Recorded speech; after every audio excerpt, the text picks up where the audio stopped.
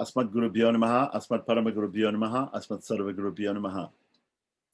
So, today we're going to start a discussion on the book Mumuksupadi by Pila Lokacharya with a commentary by Manavala Mahamudgal. And we have a couple of sources that I thought that we will look at. One is the English translation of the book by an American scholar called Patricia Mummy, and she studied it under a Sri Vaishnavacharya in Bangalore called Bhuvarahan Swami, and it was published later on by Anantacharya Indological Research Institute, KKA Venkatacharya in Mumbai. And also, there have been a couple of other attempts to translate this into English by, I believe, by Satyamurti Iyengar of Gwalior and some other persons. But this was the one which was most detailed. And so I also have on acharya.org. There's a very short commentary on each Churnika or each sutra, translated into English from a very short commentary by P.B. Anangacharya of Kanchipuram, who is a very famous scholar in Kanchipuram.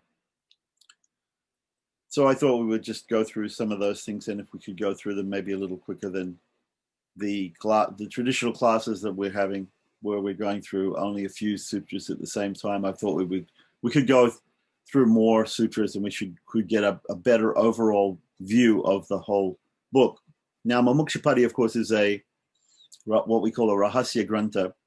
So it's normally taught only to persons who have after they've taken initiation or after they've done Samashrinam or Panchasamskara.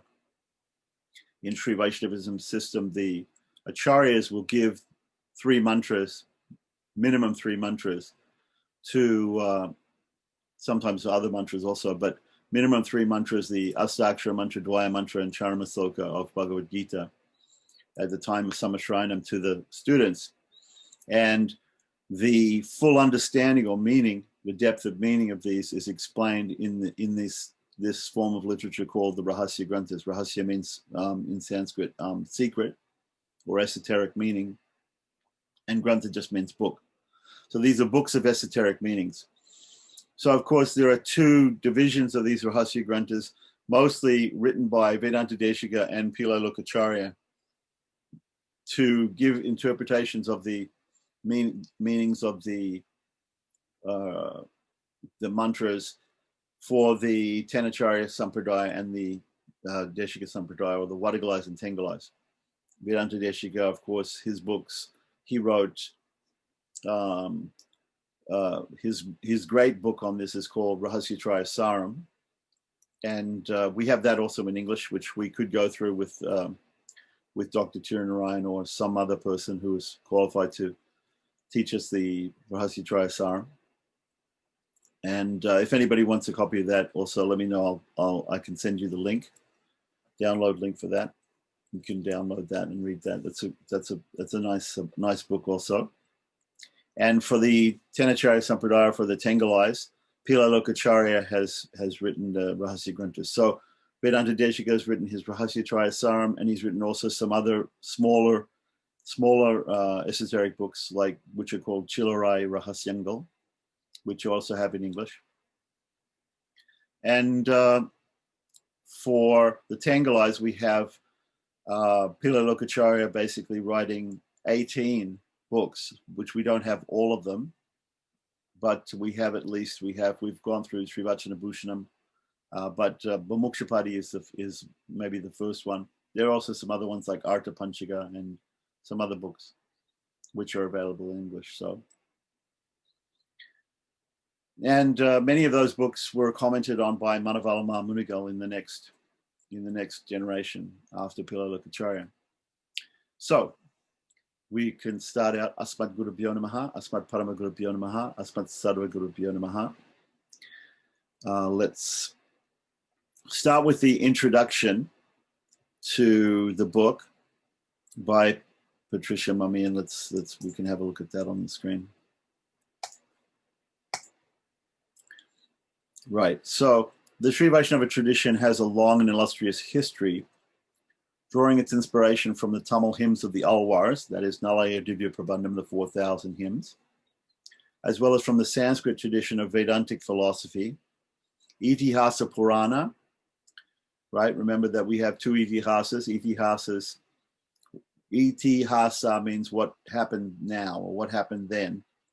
So there are two Itihasas, or in English, sometimes we call them epics, right? Mahabharata and Ramayana. So we discussed this in the beginning of our discussion on Srivachana Bhushanam, that these are very great sources of knowledge. And also the Puranas. The Puranas, there are 18 Mahapuranas, which are divided up into 6 Puranas for each set, for each of the 3 modes of material nature, goodness, passion, and ignorance. So there are people who tend more towards goodness, tend more towards passion, tend more towards ignorance, and they can read those different Puranas. So Vedantic philosophy, meaning the Brahma Sutras, the Upanishads, the Bhagavad Gita, which are the basic texts of Vedanta philosophy, Itihasa Purana, as I just described, and the Pancharatra Agama. There are hundreds of other Samhitas which come in the Pancharatra Agama, which is one of the Agamas. One of the Agama means a method of worship, or a book about the method of worship of the Lord. And Vaishnava Agamas are 2, Vaikhanasa and Pancharatra. So Pancharatra is the preferred one these days. But whereas there are still some Sri Vaishnava temples that follow the older version of the Vaikhanasa Agama, also like Tirupati and some other places. So basically, we have to remember that Sri Vaishnavism is a very old tradition, and it has all these basic texts. So you have the basic texts of Vedanta, the basic texts of Hinduism, like the Mahabharata, Ramayana, and the Puranas, and also the Pancharatra Agama. You put those all together with the Tamil hymns of the Alwars, and you get the corpus of the books, the holy books of the Sri Vaishnavas. So is Ramanuja, and she's put in here D.1137, meaning his death, that when he died, when we think that Ramanuja passed away, 1137. So Ramanuja's usual dates are 1017 to 1137, 120 years. So that's normally the dates that are ascribed to Ramanuja, who's given the credit for establishing Sri Vaishnavism as an orthodox tradition.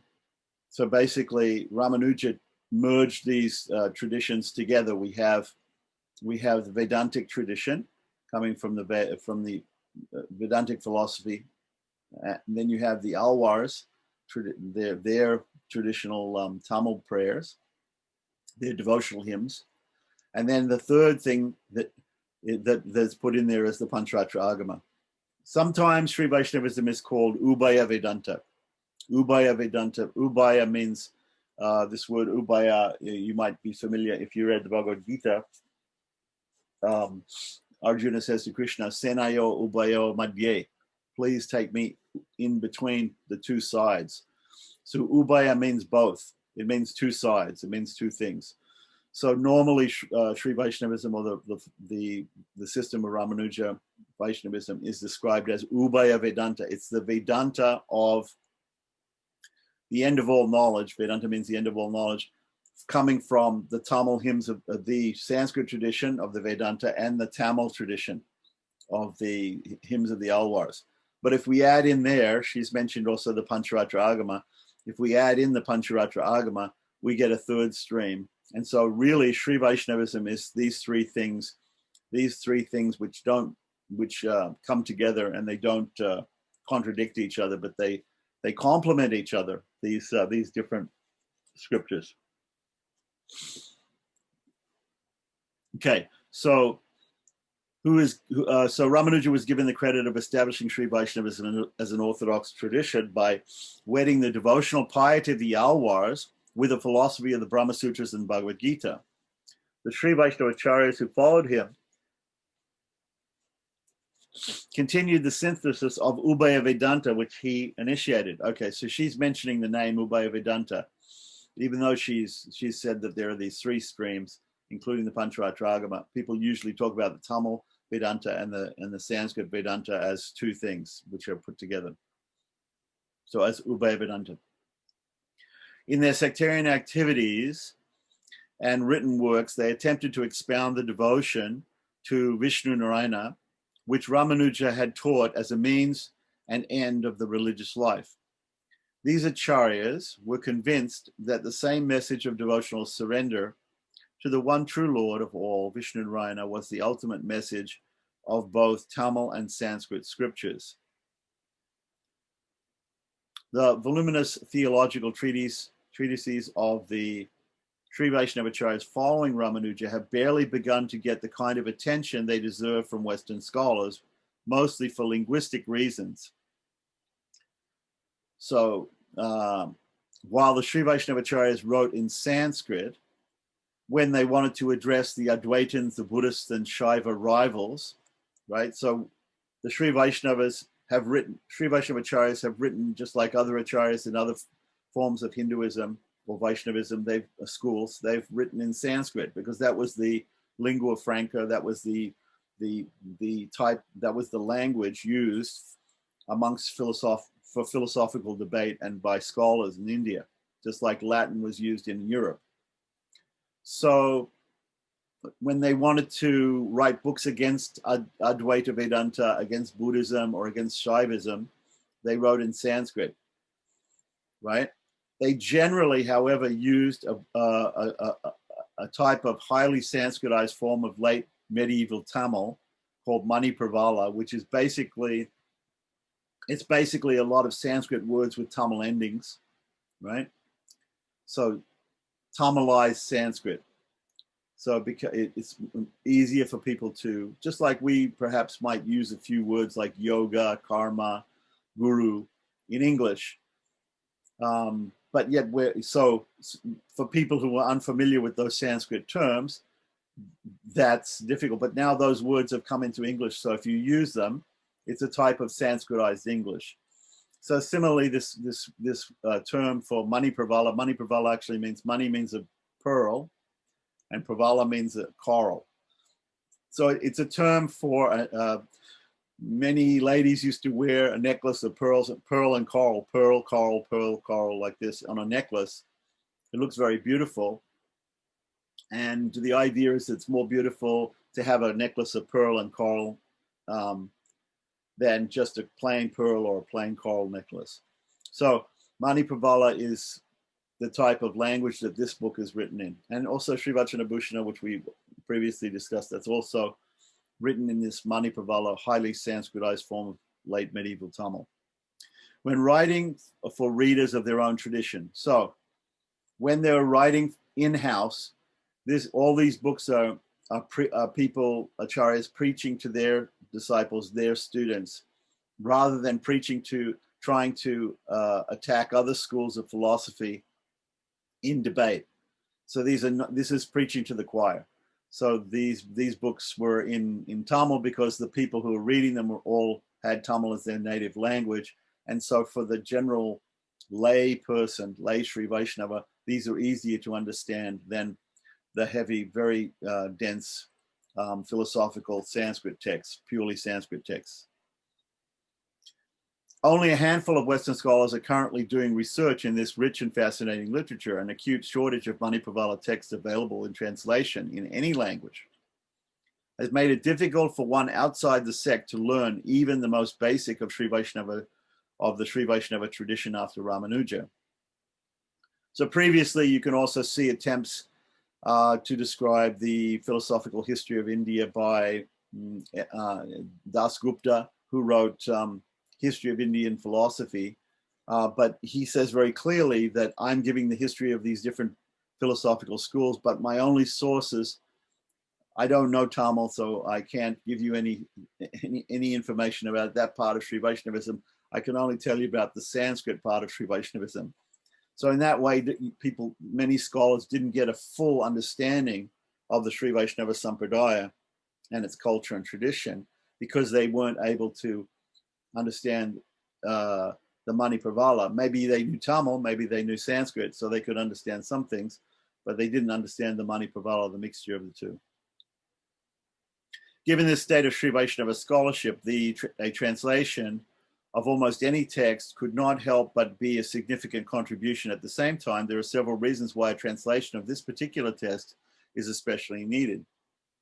The most creative period of Sri Vaishnava literature from the 13th to the 15th century, so directly after Ramanuja, the 13th century, to the 15th century, saw the emergence of a new genre of literature, which has been almost entirely ignored by scholars outside the tradition. The commentaries on the 3 Sri Vaishnava secret mantras or rahasyas. So, as I said, rahasya granthas.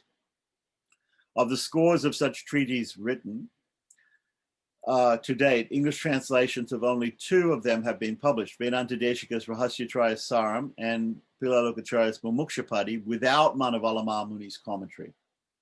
So, as of her translation, those other ones had been translated, that's all. These Rahasya commentaries were a major vehicle of theological articulation in this formative period of Sri Vaishnava doctrine. A complete picture of Sri Vaishnava teaching and practice cannot be formed without taking into account these mantras and the body of literature interpreting them.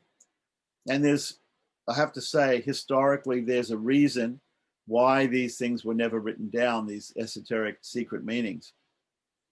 Initially, these meanings were passed on from guru to disciple, from teacher to student, and sometimes they were only given by the teacher to the students or student that he felt was advanced enough to understand. So sometimes they were only passed on from a teacher to one student, just to keep those teachings alive. And so at a certain point in the history, that was felt to be lacking, because what if that student died, or if the teachers died before passing on to enough to continue the tradition, the esoteric meanings? So then the idea would be that that knowledge could be lost. So at that time, and that was around the time of in the Guru Parampara, we have Nanjir, who was a disciple of Parasara Bhatta, who was a disciple of Ramanuja. So after Ramanuja, we have Embar, Ramanuja's cousin, also known as Govinda, and then Parasara Bhatta as the head of the Vaishnavas in Sri Rangam. And then we have Nanjir, his disciple, who was originally an Advaiti, who was converted by him in Melkote, and he came to Sri Rangam. He was a sannyasi, and he had a disciple called Nam Pillai. Nam Pillai means, Nanjir means my sannyasi, Nam Pillai means my son. So he had a disciple he considered to be just like his son. Not his real son, obviously, because he's a sannyasi. So, and he instructed that person, Nam Pillai, to actually put these things down in writing. So before that, the esoteric meanings were never put down in writing. They were known by a few people, and they were closely guarded secrets, which is why, again, they're called rahasya granthas, or secret teachings. So at the time of Nam Pillai, a couple of generations after Ramanuja, they began to be written down. Still, even when they were written down, those books were only taught to certain people. They were only taught to people who were advanced enough to understand them. And so it was only actually at the time after Pillai Lokacharya of Manavala Mahamuni, when those things started to be broadcast to everybody who had taken initiation as a Sri Vaishnava, everybody who had done Samatranam. So before that, they weren't even profusely taught amongst the Sri Vaishnava community. So, and of course, even up until about 50 years ago or 70 years ago, these things would not be discussed outside of the Sri Vaishnava community of of Prapanas, people who had actually done Samashrayanam and formally taken initiation in the Sri Vaishnava Sampradaya. So even at the time when I was going to South India for the first time in the 70s, then people would be very reticent. They would be very cautious to talk to you about these things. And then now we have now we have them not only talked about with people, but translated into English. So there's been some liberalization, progression over the years of who can hear this knowledge because it's so secret. Anyway, these Rahasya commentaries were a major vehicle of theological articulation in the formative period of Sri Vaishnava doctrine. The complete picture of Sri Vaishnava teachings and practice cannot be formed without taking into account these mantras and the body of literature interpreting them. Furthermore, the fact that none of the Manipravala works of Manavala Mahamuni, the reputed founder of the Tengalai school of Sri Vaishnavism, so we can call Manavala Mahamuni the founder of the Tengalai Sri Vaishnavism school, but that we can say Pila Lokacharya was the more or less, in my opinion, the founder.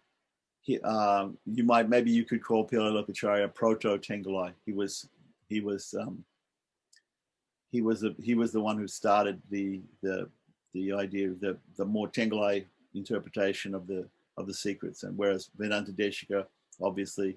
So when we talk about Tengalai school or the Southern school or the Sri Rangam school, we're talking about the Acharyas Pila Lokacharya and Manavala Mahamuni coming after him, 1-2 generations after him.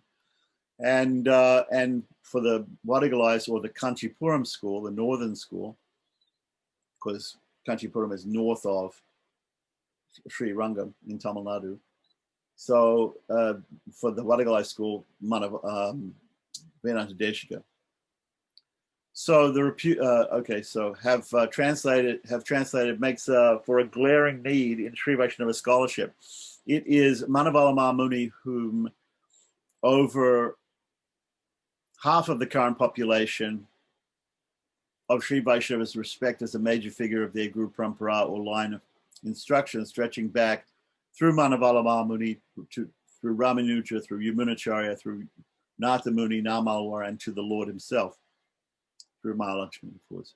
It is so we have to understand in terms of numbers, there are more persons today who follow the Tengalai Sri Vaishnava system than the Wadagalai system. But the Wadagalai system is also a very strong system, and there are many mutts in both the Wadagalai and Tengalai, many mutts and many different acharyas and branches and Guru Paramparas that in both sections. So in Manavala Mahamuni's commentary, which made Pila Lokacharya's Mumuksupadi into a most highly revered and widely read Rahasya commentary amongst the Tengalai school. So it was his commentary that really made it popular. Also, the fact that Manavala Mahamuni had a dream and the Lord told him that he could preach this more openly, whereas before it was always kept quite secret. Therefore, it seemed that a translation of Mumuksupadi of Pila Lokacharya and with Manavala Mahamuni's commentary,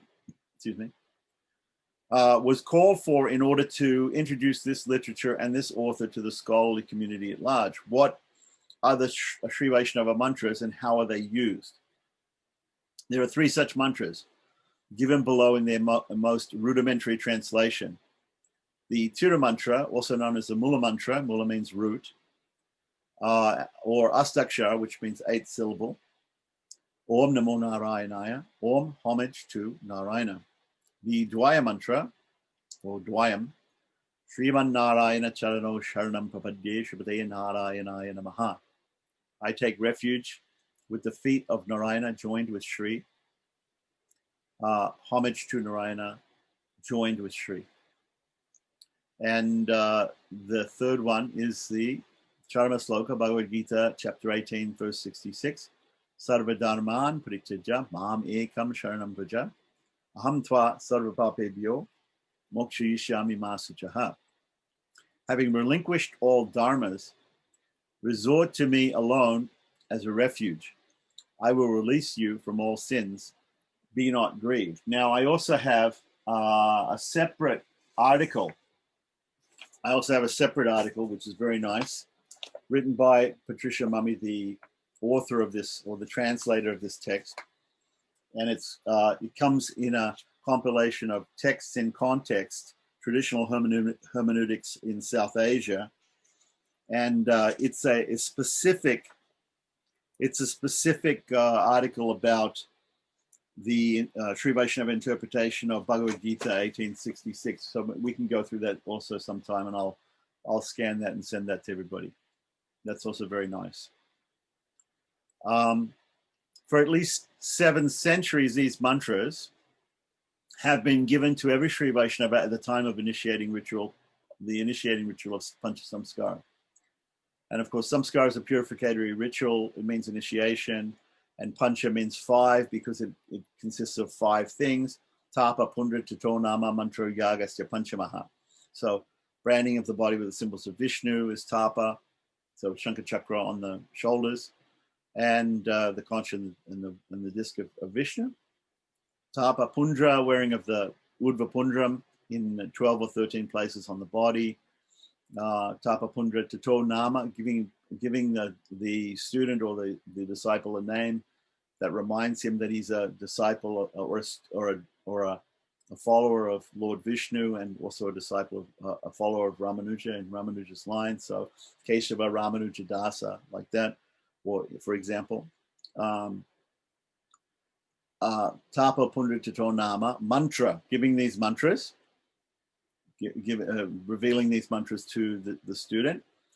And yaga means teaching the person how to perform the worship of the Lord using these mantras, and also how to surrender oneself, which is called prapati or sharanagati, to the feet of the Supreme Lord, Sriman Narayana.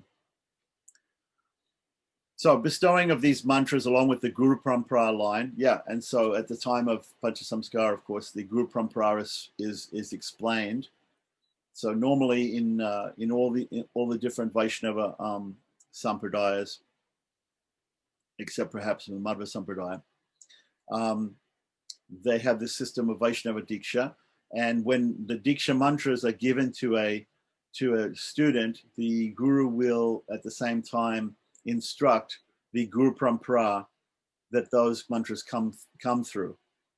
So one might get a mantra coming in a particular Guru Parampara. One might get another mantra if one studies Pancharatra Agama through a different guru and a different mantra, and it might come in a slightly different Guru Parampara. The Guru Parampara, all Guru Paramparas, what does the word Guru Parampara mean? It's a succession of teachers. Guru means teacher, Parampara means one after another.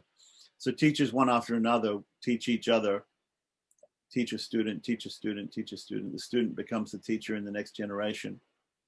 In the previous generation, he's a student. So that each parampara is given to the student at the time of initiation. So the question in the chat is: so Madhvas have any one of the mantras, or Madhvas practice also mantras, also Vaishnava mantras, and normally, of course, Upanayanam is the traditional Vedic samskara, where the children are given, or at least the male boys, the boys who are born in the Traivanika, the Brahmachatriya Vaishya families, are given the Gayatri mantra, right? Tatsavarenyam Bhargo Devasiddhimahi Dhiyo Yana Prachodayate. This mantra is given, and they use it for thrice a day, 3 times a day. They do the Sandhya Vandana and meditate upon the Surya Narayana Savitri in the sun disk. But so everybody, all the higher caste, at least males, are doing that.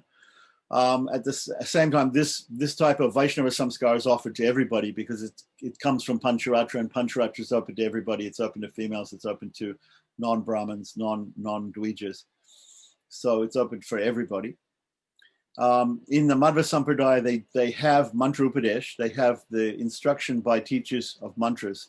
Mantras are instructed by people, but normally they're not going into the same. They're not doing the same thing as in other sampradayas, which give the pancha samskaras the five parts. So there's no, although madhvas do the tapta mudras, they do the branding, but they don't do it at initiation. They do it at a different time of year. So that's a bit of a sidetrack there. So Madhva Sampradaya is a little bit different because Madhva Sampradaya, they're just simply following the system of Varnashram according to the Dharma Shastras like Manu and other Dharma Shastras. So they're really just following Varnashram system. They're not following specifically the Pancharatra method of worshipping Lord Vishnu. Okay, so bestowing of these mantras along with the Guru Parampara showing the line of instruction. So normally it's said there's a statement which we don't know exactly where this statement comes from, but it's given by the Gaudiya Acharya Baladev Vidyabhushan. He says that Sampradaya Vihinam Ye Mantraste Bipalamataha, that if you get a mantra, somebody gives you a mantra, but you don't know the source of that, if you don't know the lineage that it comes in, then it's useless. You should know the lineage. And it's the same thing like we've discussed in some ritual classes, that every mantra has a rishi. So we have to know the rishi of the mantra, the seer of the mantra. In Vedic mantras, we know the seer of the mantra. We also have to know the devata, or the god, the specific personality who is addressed by the mantra and the purpose of the mantra, and also the poetic meter of the mantra. So there's a nyasa touching different parts of the face and chest, right? Remembering the rishi, the chanda, the devata, of the particular mantra, and the purpose of the mantra, the viniyoga of the mantra. So everybody has to know that, and that's a very ancient tradition. You have to know the source of your material, because the source should be authentic, right? If the source isn't authentic, if you go to some sort of spiritual teacher and he gives you some mantra and he's just cooked it up, it's out of thin air, and it doesn't have any lineage attached to it, and he tells you it means such and such, then this is all speculation. And so therefore, the idea is that the mantra and the meaning of the mantra should be authentic, and it should be coming in a tradition, starting with the Supreme Lord himself, which is a Guru Parampara. So that's why at the time of initiation, the teacher has to say, oh, well, this is a mantra. He says to the student, this is a mantra, and this is where I got it from. This is my teacher, this is who my teacher is, and this is who his teacher is. And ultimately it goes back to God. And ultimately this is the link that then people can have, faith, have a lot of faith that the mantra is being handed down in a tradition, and the meaning also of the mantra is being handed down in a tradition. So bestowing of these mantras along with the Guru Parampara. So every initiate also learns his Guru Parampara. He has to know his Guru Parampara and respect his Guru Parampara daily.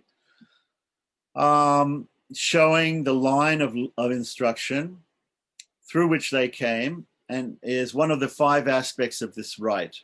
So along with getting the mantra, one gets the Guru Parampara of the mantra as well, without which no one can call himself a Sri Vaishnava. And there are some footnotes here which we may see at the end of this section.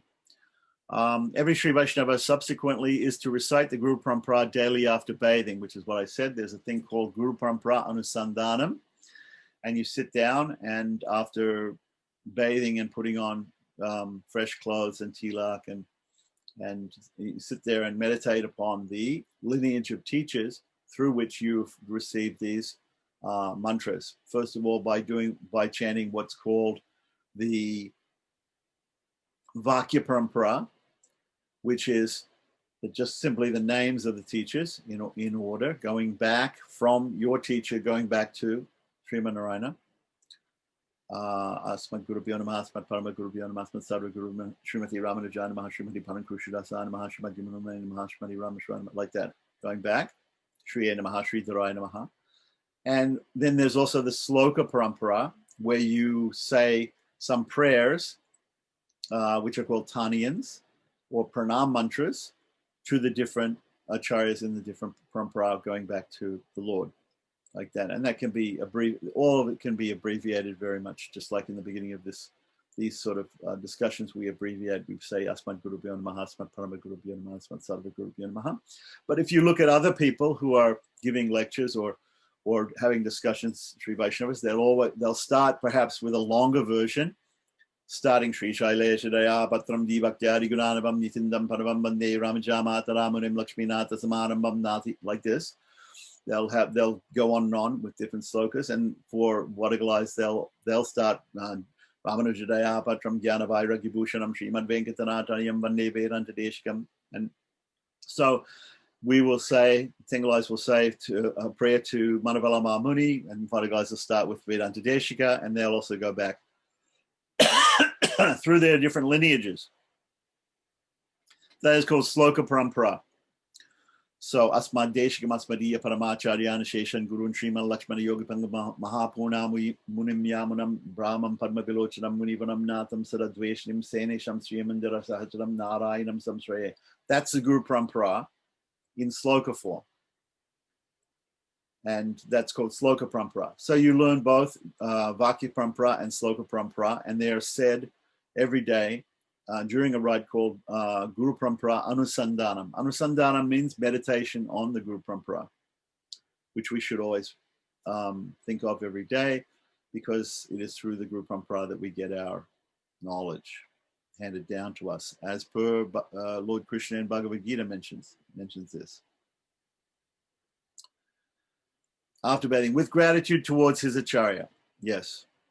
So this is to be immediately followed by recitation of the three mantras while reflecting on their meaning. So this is a type of, just like the Brahmins or the Dvijas will do the Vedic Sandhyavandanam, there's also a thing called a Tantric or the Pancharatric Sandhyavandanam, where the students are chanting and meditating on the meaning of the at least the three mantras that they're getting in the Panchasamskara initiation ceremony.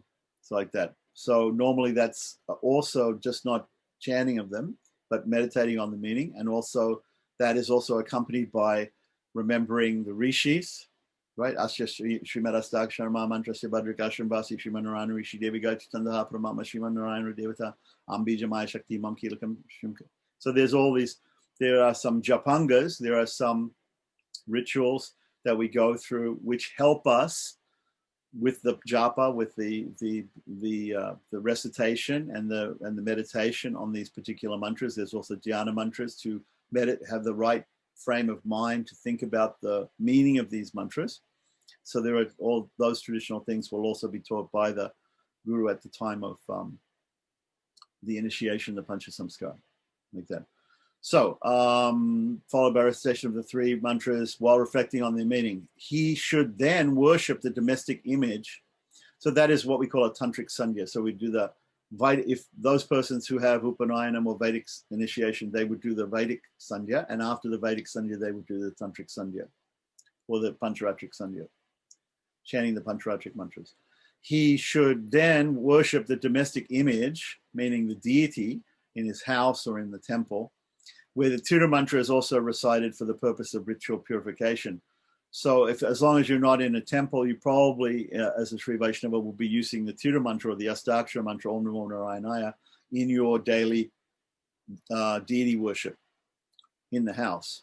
In the temple, of course, it depends upon the particular Pancharatra Agama which you're following as to how you would be doing that. So for instance, in Sri Rangam, they use the 12-syllable mantra Om Namo Bhagavate Vasudevaya instead of Om Namo Narayanaya. In Kanchipuram, they use the 6-syllable Vishnu mantra Om Vishnave Namaha. Om Namo Vishnave, Om Namo Vishnave. they would use in Kanchipuram. In Melkote, which is in Karnataka, they would use Om Namo Narayanaya, even in the temple. So, but as she says here, in the house, people normally use the Astakshara mantra Om Namo Narayanaya. There are some people who also use the Dwaya mantra. Again, the Dwaya mantra was Sriman Narayana Charano Sharanam Papadye, Srimate Narayanaya Namaha in their daily deity worship. So, in addition, the three mantras, and particularly the Dwaya mantra, should be recited silently and reflected upon throughout the day by Sri Vaishnava Adhikari. The Sri Vaishnava Adhikari. Adhikari, the word Adhikari means the qualified Sri Vaishnava. Qualified Sri Vaishnava meaning the person who's actually taken formal Samashrayanam or Pancha Samskara from an Acharya. So this is part of Ramanuja's legacy. When Ramanuja was, at the time of his passing away, his Antima Smriti, his last dying words were certain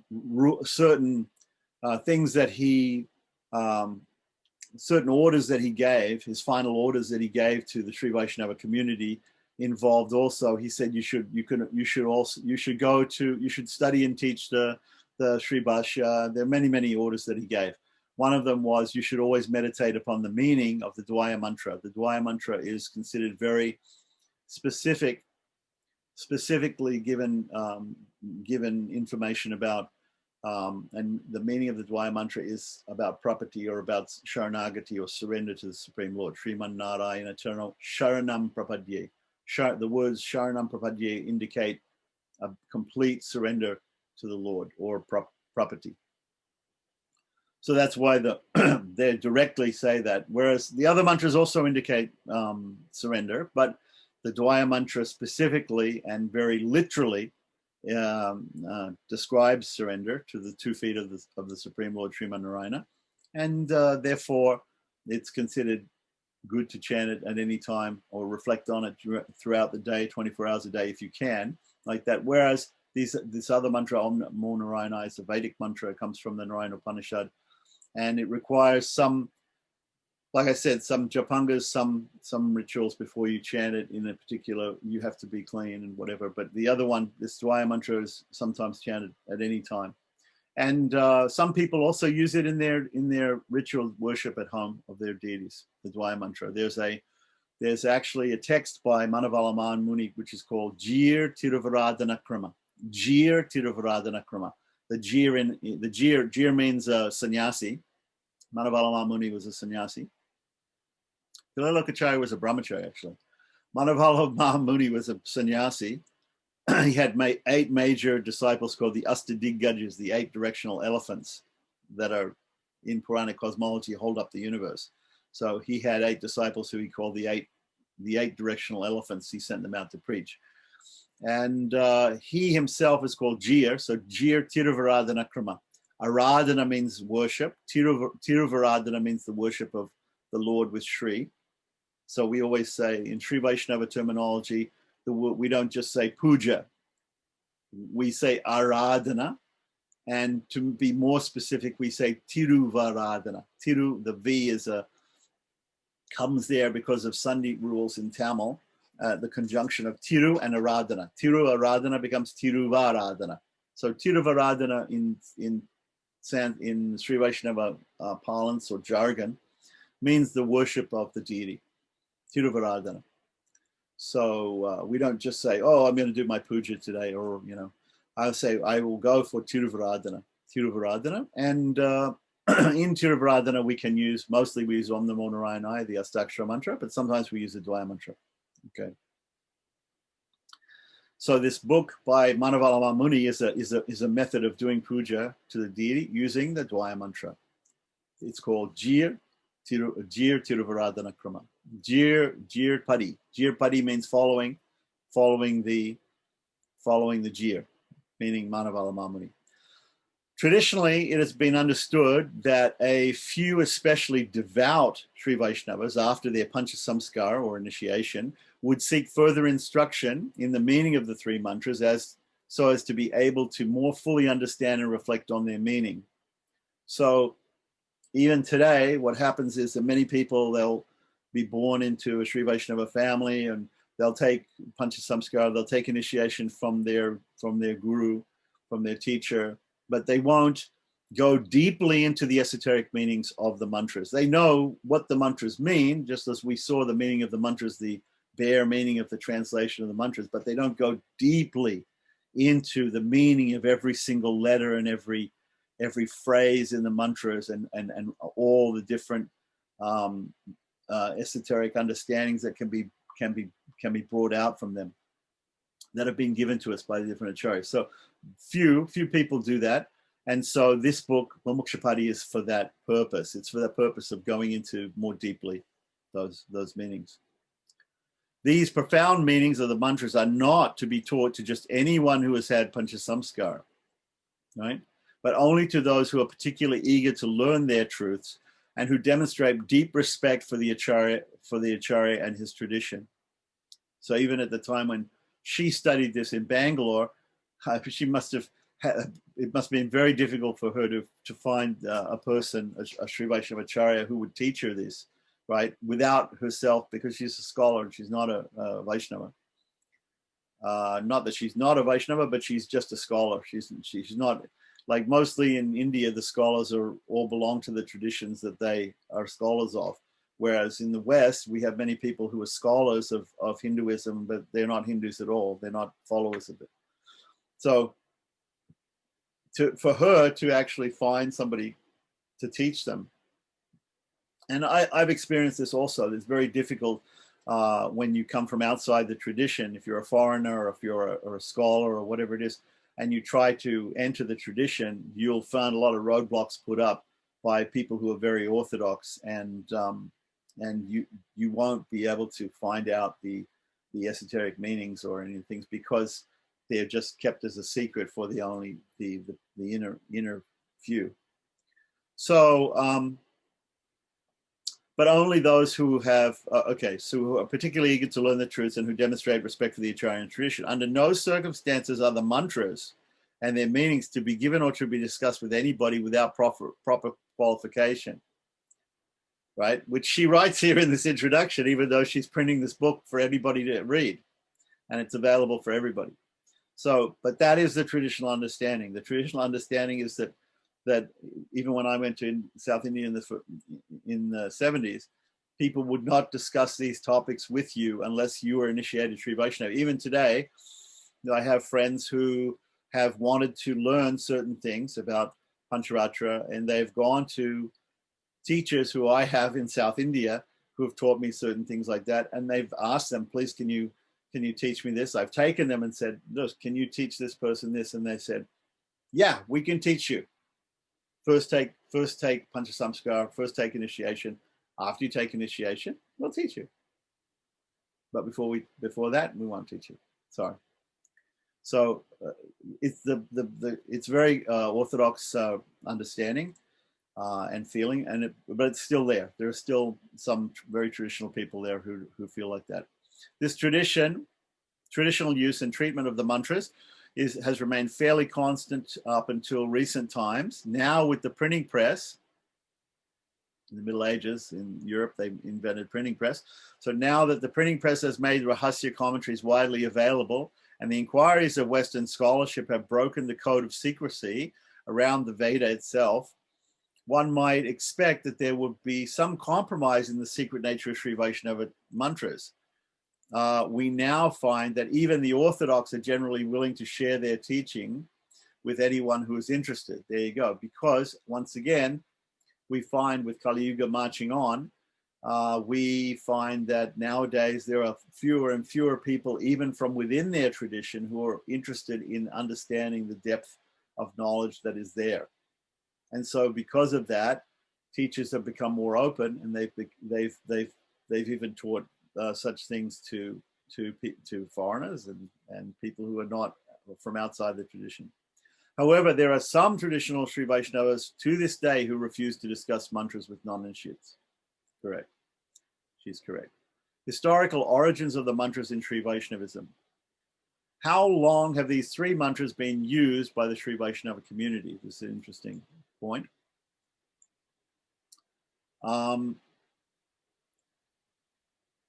as far as we can document, the order in which they are presented in this book, and in most, but not all Rahasya commentaries, seems to represent the chronological order of their acceptance. So these mantras became canonical in a chronological order, and they became accepted as being very great religious mantras.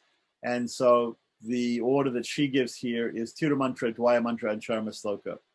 So use of, and that's the order in which they're discussed in this book. So use of Tira mantra predates the Sri Vaishnava community itself, as we can see in other Vaishnava systems. Even Smartas and Madhvas and other people use this Om Namo Narayana mantra, the Om Namo Narayana mantra, like the Hare Krishna mantra, like some other mantras that come in the Upanishads.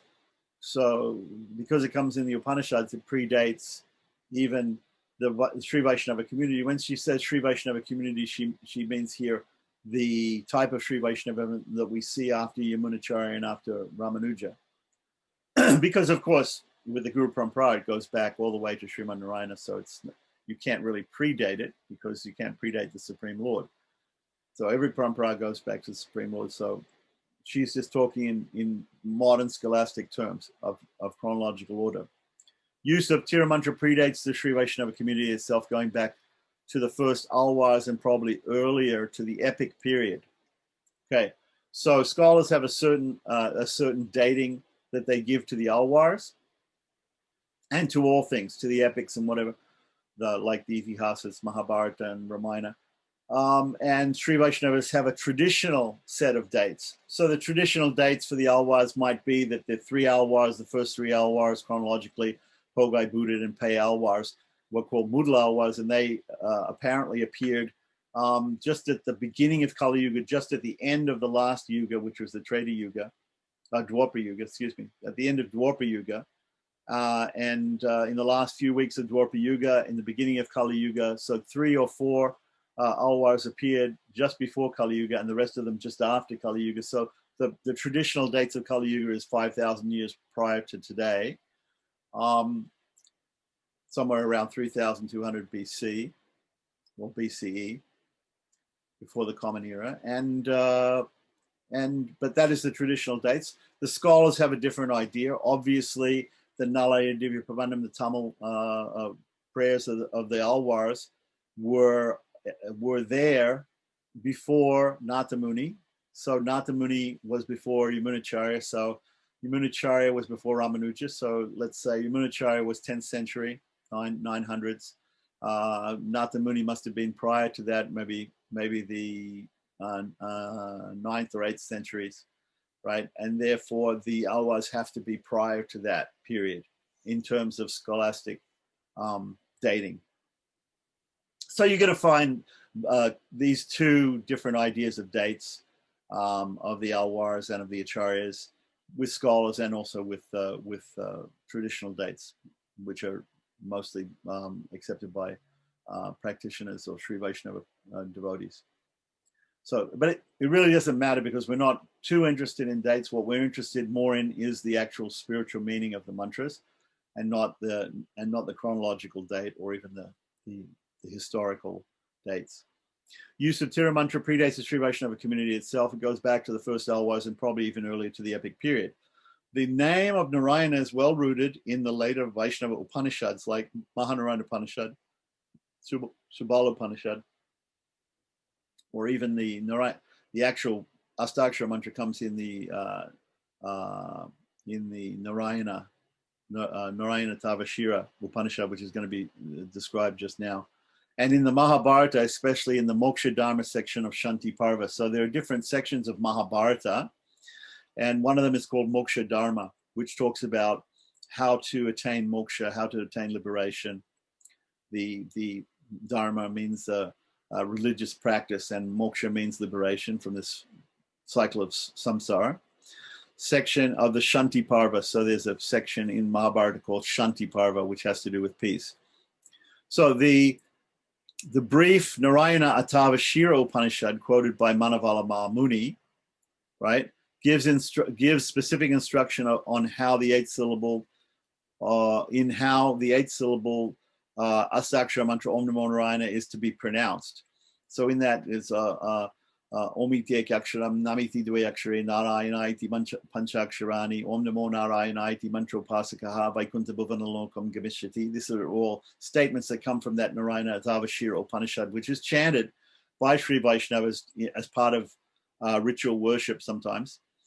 And it's the basis of it's a source for this Om Namo Narayana mantra, basically, right? So it comes from the Shruti. It's a Vedic mantra. This is admittedly a later Upanishad of the Krishna Yajurveda. Okay, so of course the scholars also have these ideas of earlier and later Upanishads in the Upanishadic era, and chronologically they say that some are earlier and later. We don't necessarily agree with that, but it is an Upanishad of the Krishna Yajurveda, where we find in that particular part of India the Krishna Yajurveda is most followed, but probably not later than the middle of the epic period, thus around the 1st centuries BC or AD. So around the 1st century is where the scholars place that literature. So we'll be talking about that literature again. The Narayana Tavashira Upanishad, which clearly gives us the Om Namo Narayanaya mantra, the Astakshara mantra or Tira mantra. Now that it's also mentioned in some other Upanishads also, and it's mentioned in many other literatures too, in the Pancharatra and in the Puranas and other places. So the first Alwar, chronologically, and see here she's going to give the modern Western understanding of chronology. So we just have to take that into account, and it's not that we have to believe that that we can believe the traditional dating, we can believe the modern scholastic dating. It doesn't really matter to us. It's not really the important point. The important point is the teachings of the different acharyas and not necessarily exactly when they came in history. So the first Alwar, called Pogai Alwar, Pogai, Buddha, and Pei are the first three together called Mudal Alwars. At the end of the 6th century, right, CE, right, refers to the utterance of Namo Narayana in his Mudal Tiruvandari. So Mudal Tiruvandari 91. So if we read in the Nalaya Divya Prabandham, there's a thing called Mudal Tiruvandari. Tiruvandari is a type of poetic composition in Tamil, where anyway, we don't need to go into exactly what that is, but Mudal Tiruvandari is the name of a prayer by Pogai Alwar, the first Alwar, and he mentions Namo Narayana, which is the essence of the Om Namo Narayanaya mantra or Astakshara mantra. Tirumalasai Alwar, who was the 4th Alwar chronologically, he came as after Pogai Buddha and Pei Alwars. I believe he was a disciple of Pei Alwar. Anyway, Tirumalasai Alwar in the 7th century, in his Tiruchanda Virutam 77, states that the people reciting the mantra consisting of 8 letters will go to heaven. So this is also what is stated in the Narayana Tavashira Upanishad, the Om Namo Narayana iti mantra pasaka, that those persons who worship this, who use for worship this Om Namo Narayana mantra, Vaikuntha Bhuvanal Lokam Gamishati, they will go to Vaikuntha Loka. So we'll go attain heaven. Heaven here means Vaikuntha. Peri Alwar, later on, in the early 8th century, Peri Alwar was the foster father of Andal. So those 2 Alwars in Srivilliputur, in western Tamil Nadu, near the mountains. Peri Alwar in the early 8th century mentions the recitation of Namo Narayana in many places in his Tirupalanda and Peri Alwar Tirumoli. These are 2 texts that he wrote. Tirupalanda, of course, is very famous because it's the first thing that normally when people chant the Nalaya Divya Prabandham, they learn the Tirupalanda, Palanda, Palaya, Ratanda, Palkoti, Narayana, Malanda, Tintol, Manivanna, etc. So this is like the first part of traditionally the first part of the Nalaya Divya Prabandham of the 4,000 songs of the Alwars. And then Periawa Tirumoli is a much larger text by Periawa, father of Andal.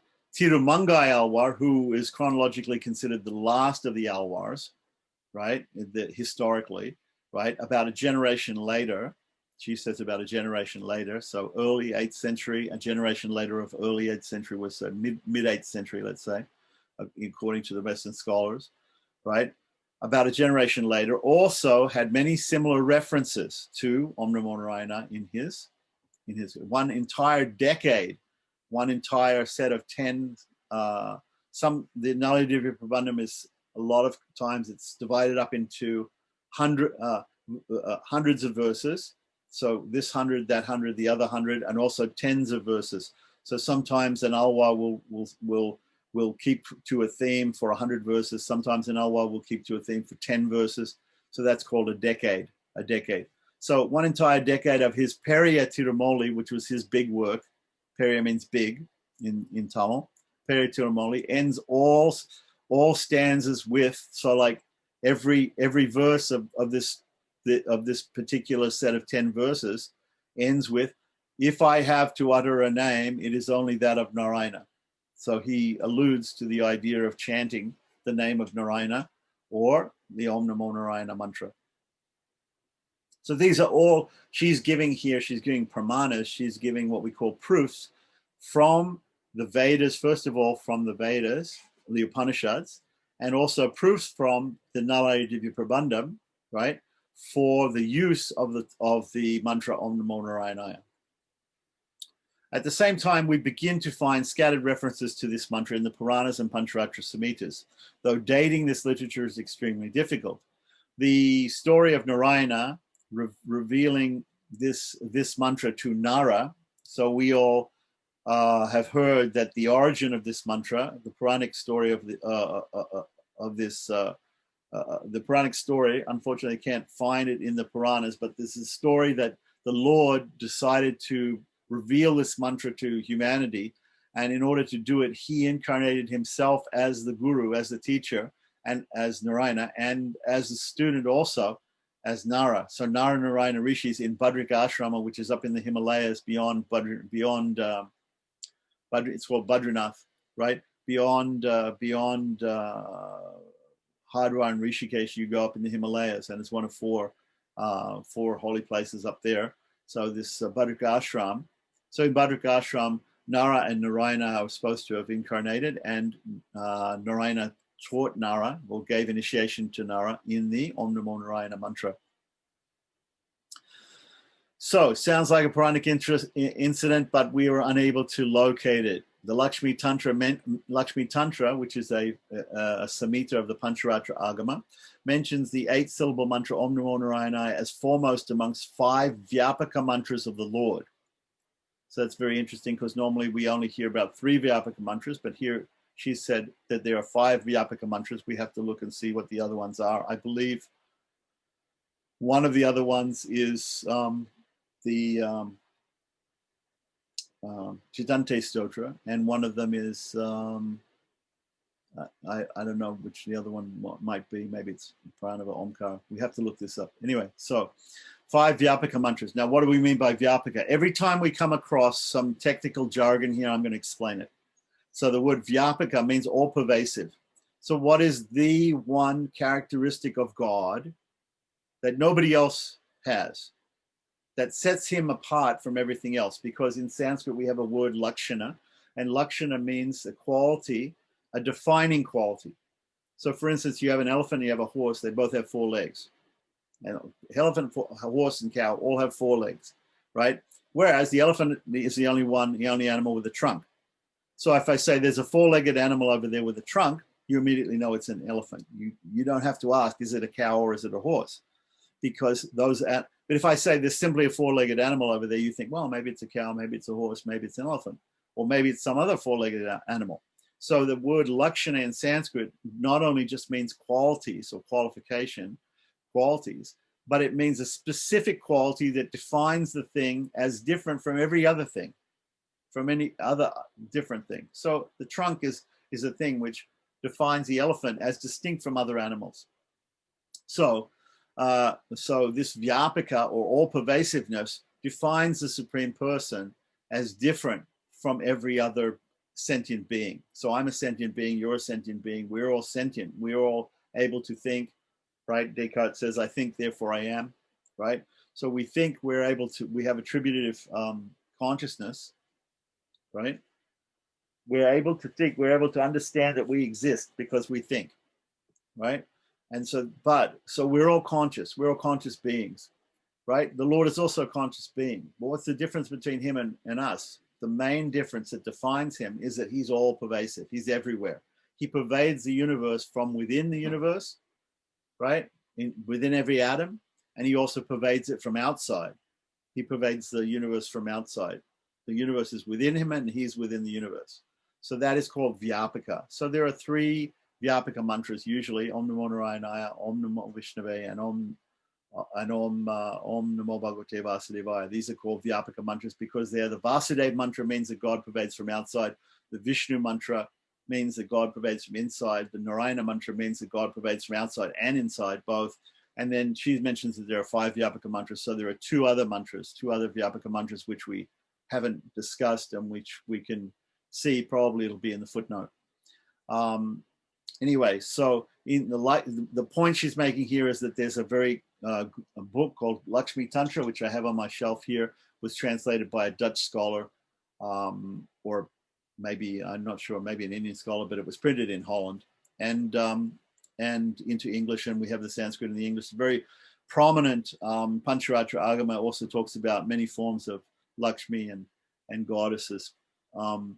The Lakshmi Tantra, a very, very important Pancharatric text, mentions the Om Namo Narayanaya mantra. So that's the point. She's quoting all these sources for Om Namo Narayanaya from that mantra. So we can be very clear and very, very faithful. We can have a lot of faith that this mantra is a very, very, it's not just a mantra that somebody made up in their heads, but it has a very long tradition or sampradaya parampara behind it, and is mentioned in many, many shastras. And so it's a very, very important mantra in Hinduism, but specifically in Vaishnavism and specifically in Sri Vaishnavism.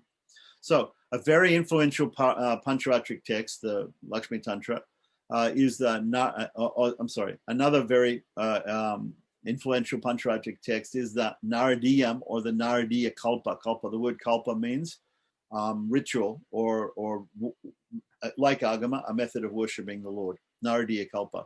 So Narada, of course, is considered a rishi or a sage who was a guru himself of different people like Prahlad and Dhruva. In the Bhagavad Purana, we read the stories of Prahlad and Dhruva, who were initiated by Narada, which contains a section called, in this particular book, Naradiyam or Naradiya Kalpa, right, contains a section called the Astakshara Brahma Vidya. Brahma means supreme or spiritual. Brahma means spiritual, the supreme spiritual person. And Vidya is also a type of knowledge by understanding which you attain moksha.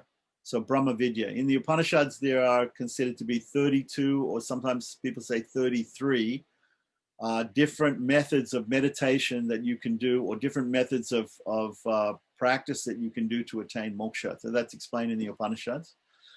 They're gone through, they're called Upanishadic Vidya. So here we have Brahma Vidya is also like an Upanishadic Vidya, a method of attaining moksha. So the Astakshara Brahma Vidya would be a method of attaining moksha by meditation on the Astakshara, or the 8 syllables of Om Namo Narayanaya. This gives detailed instructions for meditation on the 8-syllable mantra Om Namo Narayanaya. So this text is commonly quoted by Manavala Mahamuni in commenting on the Mumuksupadi. So Manavala Mahamuni is quoting a lot of times on this. So Pillai Lokacharya may give an instruction and say that we should chant, and we should understand, and we should meditate upon the meaning of the 8-syllable mantra. But Manavala Mahamuni, in his purports, in his commentary, he's going to give the reason why we should do this is because it's stated in all these other places that this should be done in these ancient shastras. So not only Pillai Lokacharya is saying it, and he's a great acharya, but It's also been said by these other books in the Pancharatra and in the Vedas and whatever. So he's quoting them. And even, see, and by Vedanta Deshika in his Rahasya Trayasaram. So Vedanta Deshika also quotes these same places to prove that everybody should be using this Astakshara Brahma Vidya, or the method of understanding the 8-syllable mantra, in order to attain moksha. So, unfortunately, the Naradiyam has not been published. So when she says it's not been published, it means that they may have a manuscript. They have several manuscripts, but it hasn't actually been published. And then she adds this speculation. She says it may be later than Ramanuja. So they don't know. They don't know. Oftentimes you'll find a manuscript in South India. I did a big manuscript collection and photographing in the 80s, beginning of the 80s, for the Smithsonian Institution. And we categorized about 1 to 2 million, 1.5 million, let's say, more than 1.5 million pages of Vaishnav manuscripts in South India. Now, manuscripts are sometimes written on palm leaves, and the palm leaves deteriorate over time. So what happens when a manuscript deteriorates is it has to be copied before it falls apart. So the same thing used to happen in Europe, that they would have scribes who would copy out these books of knowledge when the books got very old. Because obviously by keeping the book is made of a perishable material, of paper or of handmade paper, or of talapatra, which means palm leaf manuscripts. And so they are perishable. So over some time, after maybe about 1,000 years, I've seen 1,000-year-old palm leaf manuscript. After about 1,000 years, it gets very brittle. It can get dry. It can turn to dust. So I've seen this happen. So before that happens, it has to be copied out. So many times the scholars nowadays, they'll go to institutes in South India or in North India even. They'll go to places and they'll find manuscripts, and the manuscripts themselves they'll date the manuscripts to only a few hundred years ago, because a person had to copy the manuscript from an older manuscript, and the older manuscript may not exist anymore because just after many centuries or something like that, it deteriorates and turns to dust. So we do have some other manuscripts. Sometimes we have copper plate inscriptions, or we have stone inscriptions. They tend to last a lot longer than so there are many books of these other inscriptions also, which can be dated much earlier. But what she's saying here is that this particular book, because we see it's only in manuscript form, it's never been published into a book, and the manuscripts may not be as old as even Ramanuja, Ramanuja is over 1,000 years since his birth, right? 1017. So it's been 1,000 years since Ramanuja's birth. So if we say the book doesn't predate him, we have no evidence that we have a book before that. But of course, these manuscripts are copied from one scribe to another scribe. They have to copy them in order to keep the manuscript fresh, right? Even old books, they have to be reprinted because sometimes the books deteriorate. So that's their speculation, that it's not necessarily as old as Ramanuja. We don't know that. We only know that the manuscript itself, the physical manuscript itself, may not be as old as Ramanuja. The writing on the manuscript may have been copied from an older manuscript, because that is the system. When a manuscript deteriorates, we have to copy it again and make a new manuscript. So the first reference to the Tira Mantra in the works of the Sri Vaishnavacharyas. So she's covered the Vedas, she's covered the Narayana Divya Prabandham, she's covered Pancharatra Agamas, right? She's covered different sources of Om Namo Narayanaya. The first reference to the Tira Mantra in the works of the Sri Vaishnavacharyas occurs in Ramanuja's Nitya Grantha. So Ramanuja wrote 9 books. He wrote 3 commentaries on the Vedanta Sutra. He wrote a commentary on the Bhagavad Gita, commentary on important passages from the Upanishads, which is the Prasthana Trayi, the Brahma Sutras or Vedanta Sutras, the Upanishads and the Bhagavad Gita. So that's 3 + 1 + 1. That's 5. He wrote 5 books. Then he wrote three prose works, which are called Gadyas, Sharanagati Gadya, Vaikuntha Gadya, and Sri Ranga Gadya, on Prapati, Sharanagati, on Sri Rangam, and on Vaikuntha. right? And so he wrote the 3 Gadyas. So that we have 5 plus 3 is 8. So his last book, the last book, is, well, we don't know if it's chronologically last, but it's the last one I'm in the list that I'm giving you in this way, right? It's called Nitya Grantha. So the word Nitya means, we normally understand it to mean eternal. It also can mean daily. So what happens every day, eternally, right? So what happens every day is we do our Tiruvaradhanam. We do a puja of the Lord, or we get up every day and we act in a certain way. So these books are also called Anikams. The word Ana means day. So what a Sri Vaishnava does throughout the day is described by Ramanuja in this book called Nitya Grantha. Grantha again means book. So it's called the Nitya. Some people just call it the Nitya. And it's a manual. It's a manual for how Sri Vaishnava should live his life. And there are many Sri Vaishnavas who have written these. In other sampradayas, also other Vaishnava sampradayas, there are acharyas who've written these books for their students. And what these books tend to be is they tend to be manuals for the daily lives of the students of particular gurus. So you might find that your guru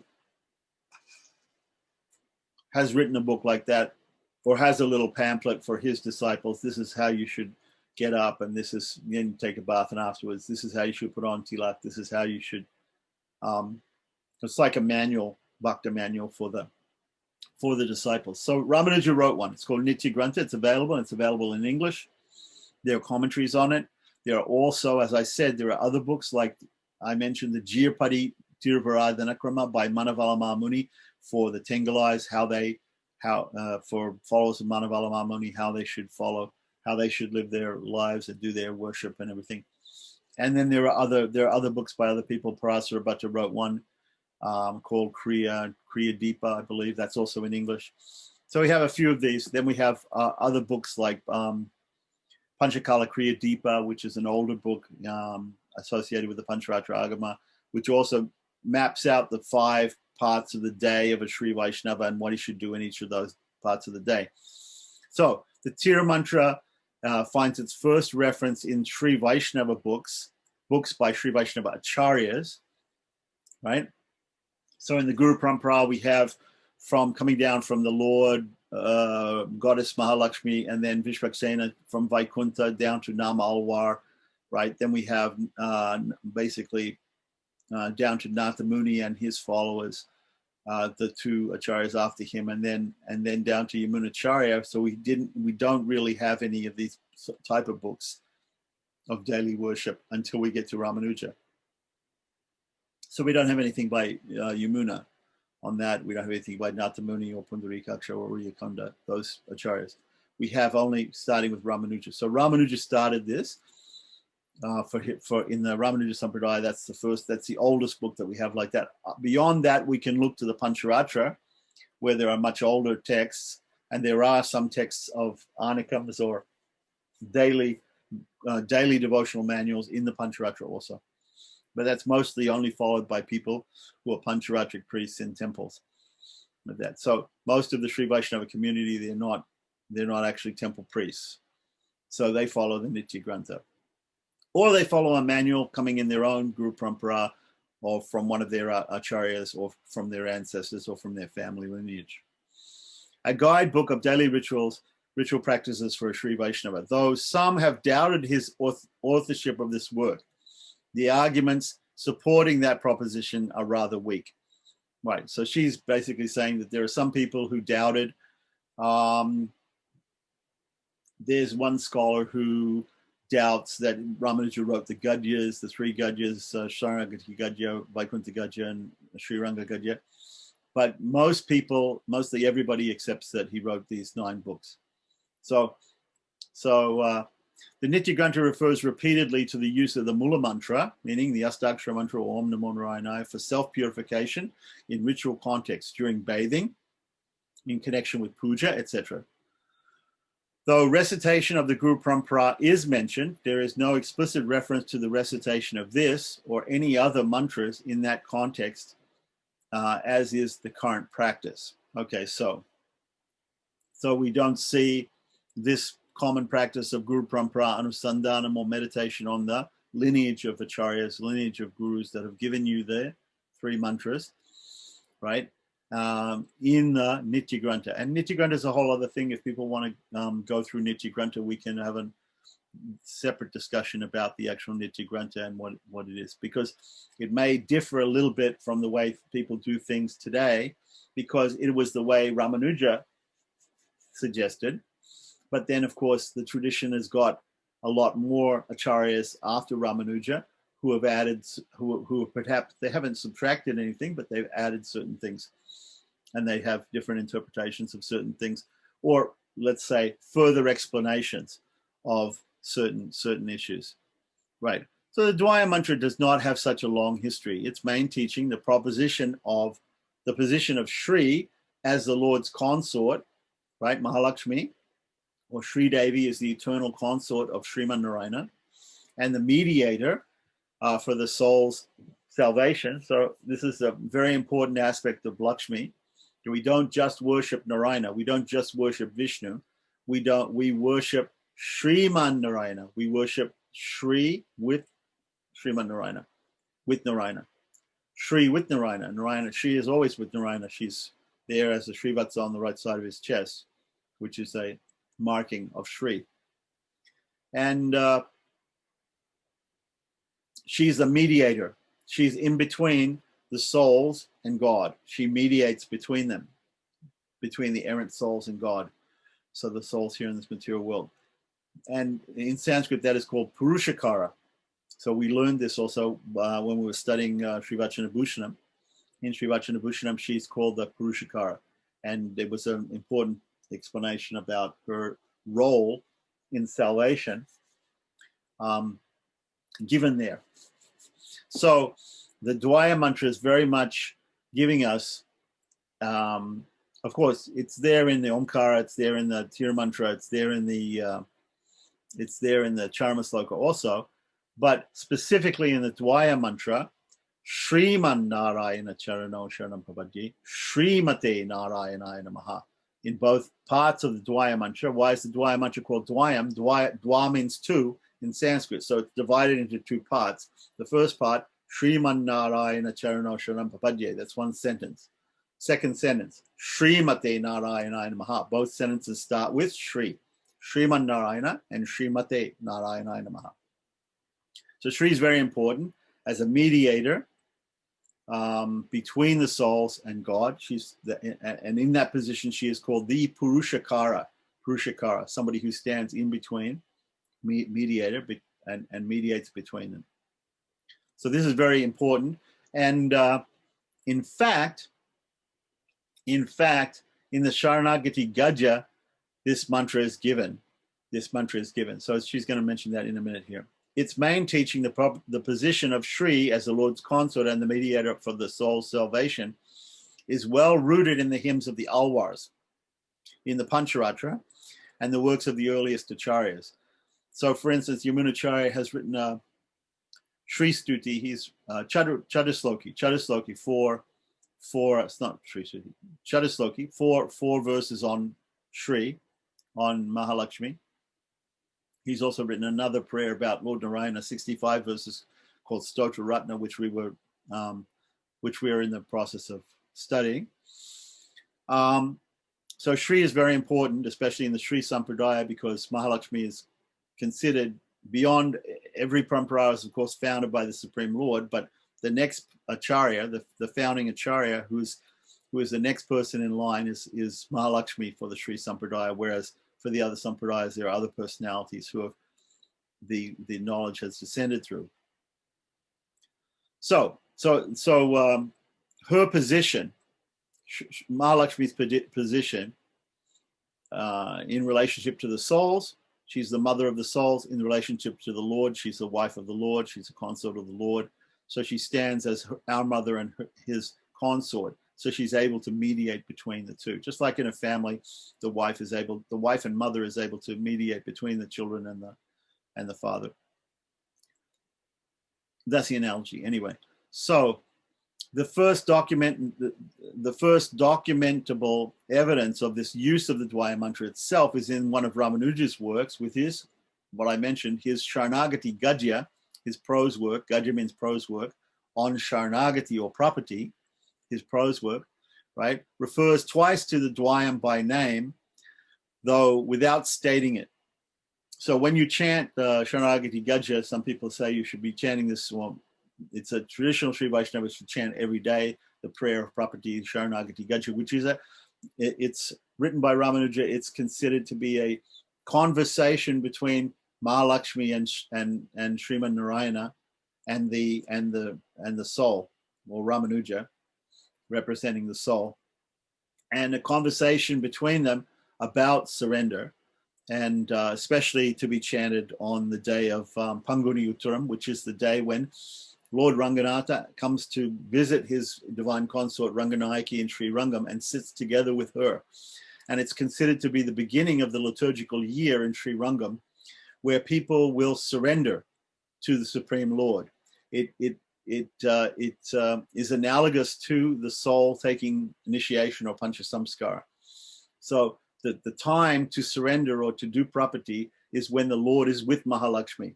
So when the Lord is with Mahalakshmi, that's the time to surrender to him, because if you surrender to him when he's alone and Mahalakshmi is not there, then you may end up end up getting killed like Ravana. Ravana went and tried to fight Rama, but Sita was there in some other place. So when the Supreme Lord is with his consort, then she will always mediate between the soul and God, and you will be saved. So that's the whole idea of that. So especially on Panguni Uttaram, which comes in the beginning of the year, like in February, March, the one day of the year when Lord Ranganatha comes and visits Mahalakshmi, Ranganayaki in Sri Rangam, everybody comes before her and they all chant Sharanagati Gadya, this poem of Ramanuja on surrender. So in the Sharanagati Gadya, there are a couple of places where you're supposed to say Sriman Narayana Charano Sharam Papadye Shrimate Narayana Namaha. You're supposed to say the Dwaya mantra at those times. So because however, it's a secret mantra, in the actual book Sharanagati Gadya, in the actual prose, they don't actually write the mantra itself, but they put Atra Dwayam. Thus, you should say the Dwayam at this place. Say Dwayam at this place, if you know it, if you've been initiated into it. So after the passage where Ramanuja takes refuge at the feet of the Lord, there occurs the phrase Atra Dwayam. Here the Dwayam, right? So Sri Vaishnava tradition has taken this to mean the recitation of the Dwaya mantra. It is because of its secret nature that Ramanuja did not write down the text of the mantra itself, right? When he wrote the poem. He wrote the poem and he wrote Atra Dwayam, meaning if you're initiated into it, you know what it is. Chant the Dwaya mantra here. When you surrender. So now she's giving all the places where the Dwaya mantra comes. Previously, she gave the places where Astakshara mantra came, and now she's explaining where the Dwaya mantra comes from. Now, though some have regarded this phrase as an interpolation, right? Interpolation means that somebody else put that in there. But this cannot be convincingly supported because of the closing lines of the same Gadya, where Shri says, Mahalakshmi is said to say at the end of Sharanagati Gadya, remain contentedly in Sri Rangam for the rest of your days, ever muttering the Dwayam and reflecting on its meaning. Right? So that's very clear. That's very, very clear at the end of Sharanagati Gadya that Sri Devi says this. Or Ramanuja is writing that in the conversation between the three of them, the Lord and him and Sri Devi, right? That Sri Devi is saying this in the conversation. So if she's saying this in this conversation in such a explicit way, then even that idea of Atra Dwayam, where it's put Atra, thus chant the Dwayam in this place, cannot be accepted as an interpolation because it's so clearly mentioned at the end, so clearly mentioned that you have to chant the Dwayam and reflect on its meaning. So the use now, I would like to say one more thing about Dwayam. They do say that the Dwayam comes from a Kila section. Kila means appendix. So there are some appendices that we have to the Vedas.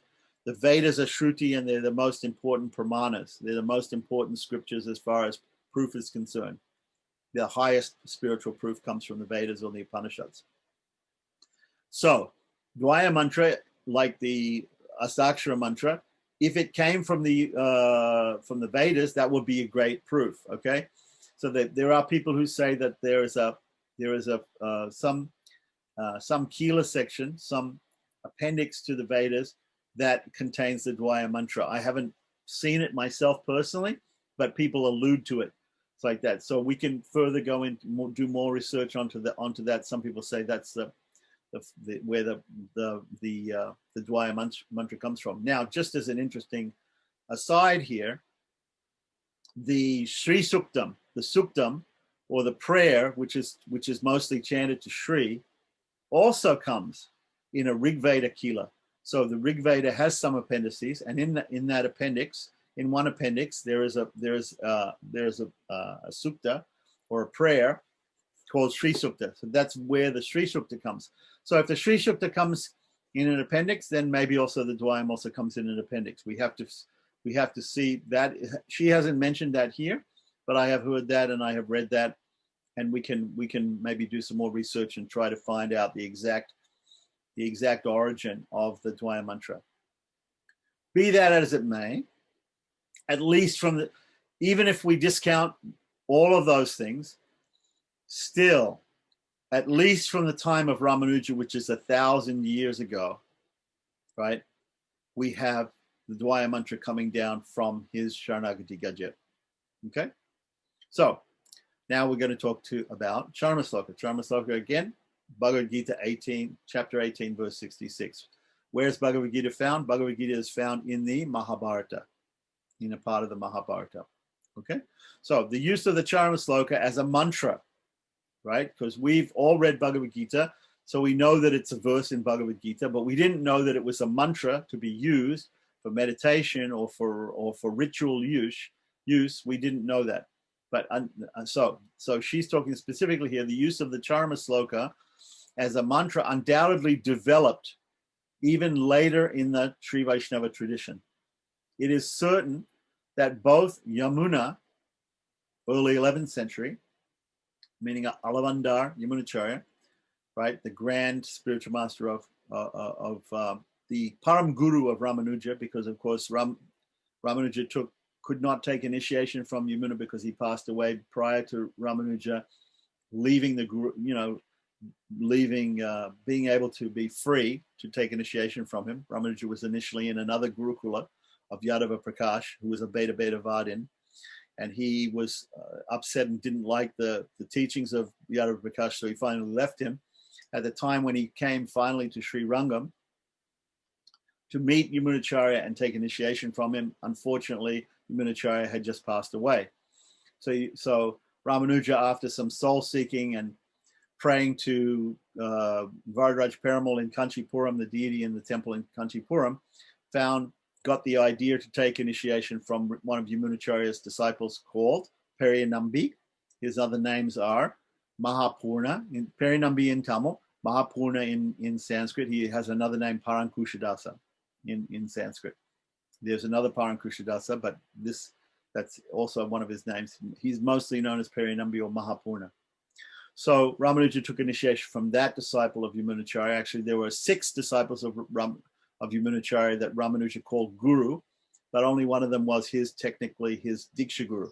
So the person who gave him the mantra, Astakshara mantra, was Mahapurna, Periyanambi, who was a disciple of Yamunacharya. So it's certain that both Yamuna and Ramanuja considered the message of Bhagavad Gita 1866 as most significant. And we can know this because when we look at the works of Yamunacharya, like Gitartha Sangraha, which we also studied with Dr. Tirunarayan, there are 32 verses on the meaning of the Bhagavad Gita, the essence of the Bhagavad Gita, the 31st verse is actually a reworking of this, a rephrasing of this Sarvadharma Parityaja mantra, this text of Bhagavad Gita.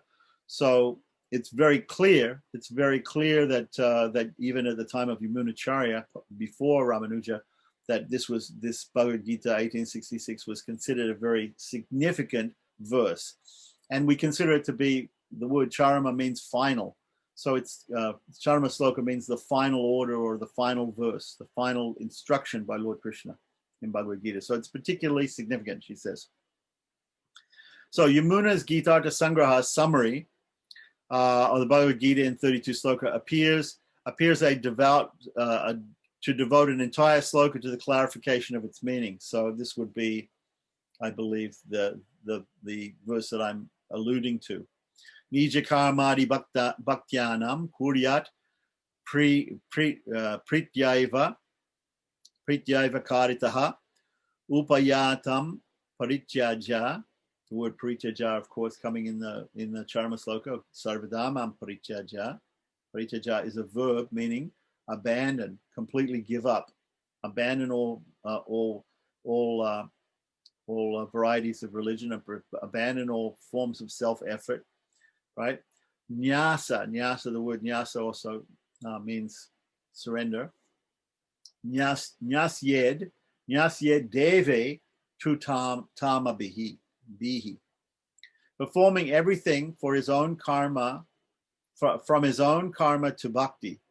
He does them solely out of love, renouncing the idea that the performances, what he's doing, these different actions that he's doing, are the upaya. Upaya, the word upaya means the means to moksha, right? The means, the path.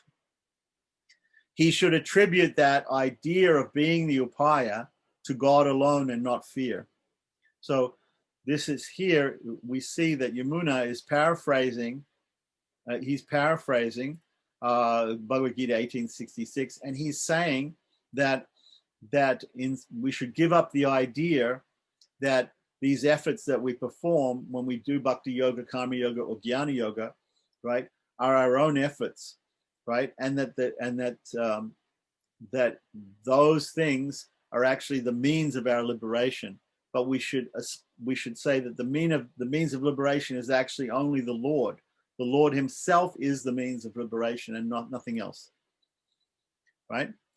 And not fear. Of course, not fear here paraphrases the words of Lord Krishna in Bhagavad Gita, ma suchaha.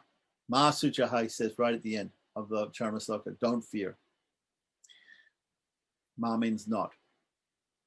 So, Ramanuja elaborated Yamuna's ideas into his own interpretation of Bhagavad Gita 1866, and which we can go into more detail later on if we want, in her article, which she made separately about the different interpretations of the Charma Sloka. But we'll see also in Mumuksupadi that's definitely dealt with, but it's dealt with after the Tira Mantra and the Dvaya Mantra. So, which is aimed at refuting Shankara's elaborate exegesis on this sloka. Shankara has said that Sarva Dharman Parityaja enjoins refraining from all kinds of action, and that Mam Ekam Sharanam Vaja, Sarva Dharman Parityaja means abandon all varieties of religion, abandon all varieties of effort, give up work, give up works, basically. Mam Ekam, me alone, meaning Krishna alone, Sharanam, surrender, Raja, right? Do surrender unto me alone, Lord Krishna, enjoins Arjuna to seek knowledge of the identity of Brahman and Atman through Jnana Yoga. So Shankara gets this completely wrong, and he says that what Mame Kam Sharanam Vraja means is that Arjuna should give up action, but should take up knowledge, and the knowledge should be of the identity of the Supreme with the individual soul. That's what Shankara says. That's an Advaitic idea, and we don't accept that.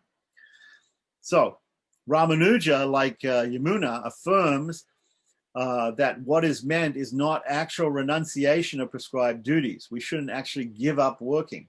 And even Lord Krishna says this in the Bhagavad Gita, nobody can give up action at any point. Action is always there. We're always acting. Even if we try to do nothing, we sit down, we're breathing, we're thinking, we can't give up acting, right? And specifically our prescribed duties, right? So it's not the renunciation of the duties, but it's the renunciation of the agency of doing the duties, that I am doing these duties and that I should therefore receive the benefit of doing these duties, or the fruit of the result of doing these duties. That's what should be given up, the result, right? That is called sattvika tyaga. Tyaga means renunciation. Sattvika means the mentality of the person who is completely sattvic or completely pure and complete goodness, is that he gives up the result of all his activities unto God and understands that God is the indweller in himself who is doing those activities, and therefore God deserves the result and not him. Yeah. So Ramanuja, like Yamuna, affirms that what is meant is not actual renunciation of prescribed duties. Rather, one should continue to perform them out of love, quote, with the complete renunciation of the sense of agency that one is doing those things, or possessiveness that I did those things, or I am doing those things, and the results. Oh, therefore, I will get the result. I will get the fruit of doing those things, etc. In the manner taught, while continually thinking of the Lord as the agent, the object of worship, the goal of attainment, and the means to liberation, upaya. Right? So this is the way that Ramanuja and Yamuna, right, are explaining this verse in the Bhagavad Gita, and not the way that Shankara is explaining it. Thus, Krishna is here enjoining bhakti yoga, loving performance of required acts of dharma as worship of the Lord, with the attitude of threefold renunciation of agency, I'm not doing it, God's doing it. Possessiveness, it's an action of mine, it's my action. No, it's God's action. And the results, the fruit, the palatyaga. So we're giving up the pala, the fruit of it. That the result of this action doesn't accrue to me, but it accrues to God. I give that up, right? Taught in verse 18:4, right? So we could look that up and see what that is, but we won't do that right now. Ramanuja, who also suggests as an alternative interpretation. So Ramanuja actually, if you read his commentary in the Gita Bhashya of the Charma Sloka, 1866, he also suggests that Ramanuja recognized that Arjuna was discouraged at the weighty sins that were preventing him from initiating bhakti yoga, and that the rites necessary to expiate these sins were too difficult and time consuming. So there's what we call prayaschita, or atonement for doing sins. If we know that we've done a sin, we can do something to try and negate the karmic effects of that sin. But Arjuna was understood that we've been doing sins in this world from time immemorial in countless births, and that's a huge amount of sins. There's no way that we have time or we alone can make such a huge effort to rid ourselves of the burden of all these sins. So it's not possible for us to do that. Thus, Krishna says, in order to succeed in starting bhakti yoga or surrender, finding refuge in me alone, I shall release you from all such sins. Do not grieve. So Ramanuja also says that to emphasize on the point that Krishna says, aham tva sarva papebhyo. Sarva papebhyo means all sins, and we can consider all sins to be past, present, and future. So all sins, Krishna says, I will relieve you of the burden of all sins. Therefore, all you have to do is surrender unto me. All you have to do is surrender. Right? In either case, it is bhakti to the personal Lord, accompanied by acts of prescribed worship, not jnana of the impersonal Brahman or Supreme, and renunciation of action, which is being enjoined according to Ramanuja's interpretation. Right? So again, even Ramanuja's other point on this verse does not at all agree with Shankara. So Shankara is completely wrong about his interpretation of the verse. It's significant, however, that neither Yamuna nor Ramanuja refer to Gita 1866 as a Charma Sloka. So we don't find Yamunacharya or Ramanujacharya specifically calling this the Charma Sloka or the final instruction of the Lord, like that. But it's just obvious if we read the Bhagavad Gita after the 1866, there really isn't any other instruction. That's the final instruction of the Lord, and therefore the most significant one. And the way it's interpreted by Sri Vaishnavacharyas, it supersedes all of the other instructions that came before it of Karma Yoga, Jnana Yoga, and Bhakti Yoga. There's nothing in their interpretations to indicate that this sloka is used as a mantra in their time. In fact, the later tradition distinguishes the interpretation of this sloka made in Ramanuja's Gita Bhashya from the use of the sloka as a mantra. None of the extant commentaries on the three mantras appeal to or cite the two interpretations offered by Ramanuja in his Gita Bhashya when interpreting the Charma Sloka. The reason is that soon after Ramanuja, the Sri Vaishnava tradition began to recognize that there were basically two upayas, or two ways, two means for moksha, which Ramanuja taught. Bhakti Yoga, as expounded in his Gita Bhashya, and Prapati, surrender to the Lord alone as the upaya,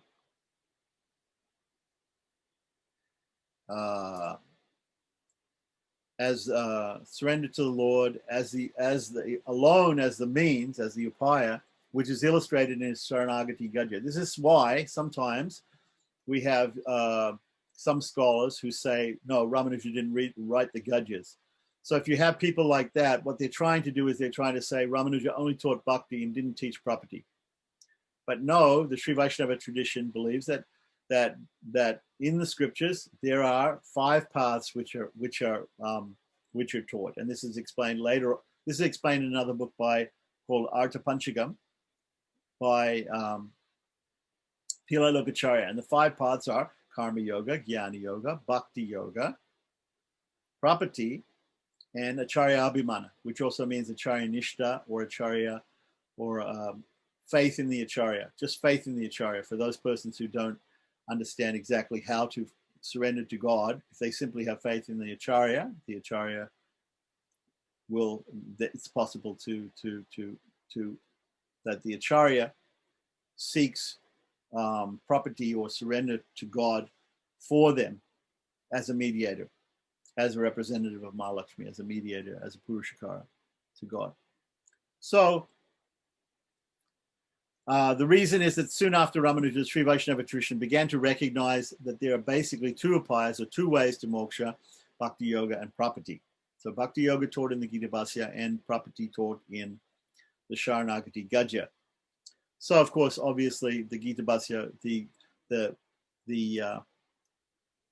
Gita Bhashya was in Sanskrit, and it was written for defeating the Shankarites, for defeating the Advaitins. So naturally, it had to put forward those particular understandings of the Charma Sloka. But there are other more esoteric understandings of the Charma Sloka, which are going to be given to us here in this book, Mumuksupadi. And one of them is by understanding the Sharanagati Gadya.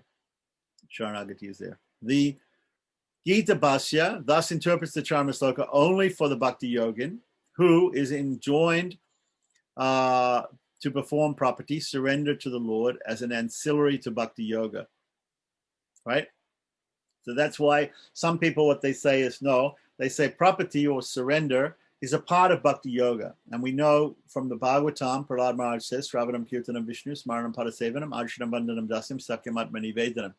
So Atmani Vedanam, or surrendering the soul, right, or surrender of the soul, is seen as a part of Bhakti Yoga. It's an ancillary part of Bhakti Yoga. It's an anga of Bhakti Yoga, or a limb of Bhakti Yoga. So some people see Sharanagati as that, as a part of Bhakti Yoga, whereas the Sri Vaishnava tradition sees Prapati as also being a separate thing in itself. a separate upaya in itself, separate from Shravanam, Kirtanam, Vishnu Smaran, Padasevan, Macham, separate from doing Archana, separate from doing Smarana, separate from doing Harinama, whatever it is like that. These are all performances of Bhakti Yoga. Separate from that, there's another system, another method, which is simply property. And that is described also in the Charma Sloka. And of course, we can go into that more further more detail in her article on simply on the Charma Sloka. So Sarvadharma Parija, abandon all varieties of religion, including Bhakti Yoga, Karma Yoga, Jnana Yoga, and simply surrender unto me. Right? So that's another meaning. Right? So who is enjoined? But this is not a meaning which would probably go down well with the Advaitins. So Ramanuja wrote his Gita Bhasya as a defeat for Shankara's ideas of giving up action and taking to knowledge only, and whereas the actual there are several actual meanings that can defeat can defeat Shankara's, and this idea of property was more borne out by his Sharanagati Gajya. So when used as a mantra, however, the Charma Sloka is interpreted as enjoining property and not Bhakti Yoga, right? When it's used as a mantra.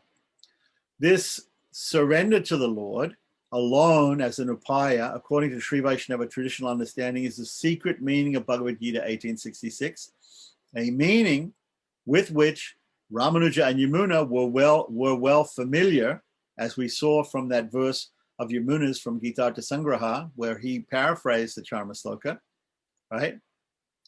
But which do not reveal in their written works out of respect for the secrecy of the mantra's meaning. So when the Charma Sloka, what basically is being understood here, is that when the Charma Sloka comes as a verse in Bhagavad Gita, in the context of Bhagavad Gita, it's read in a certain way and a certain understanding.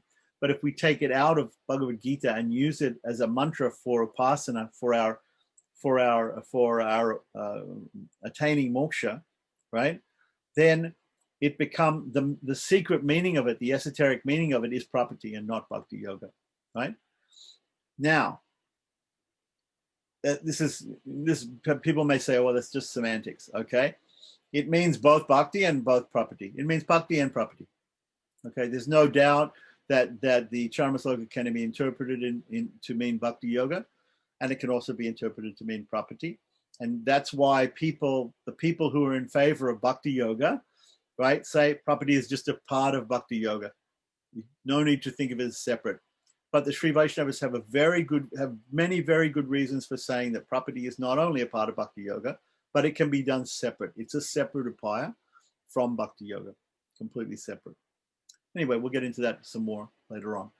This surrender to the Lord alone as the upaya, as the means, the Lord alone as the means, according to Sri Vaishnava traditional understanding, is the secret meaning of Bhagavad Gita 1866, a meaning with which Ramanuja and Yamuna are well familiar, but which they did not reveal in their written works out of respect for the secrecy of the mantra's meaning. So that's why you might have heard this verse before in Bhagavad Gita. You've known this verse for many years, but you don't know the esoteric meaning of it. So you know the ordinary meaning to it. The ordinary meaning that everybody gets when they read Bhagavad Gita, you understand that. But the esoteric meaning, property, you don't understand. And that's the point being made here. And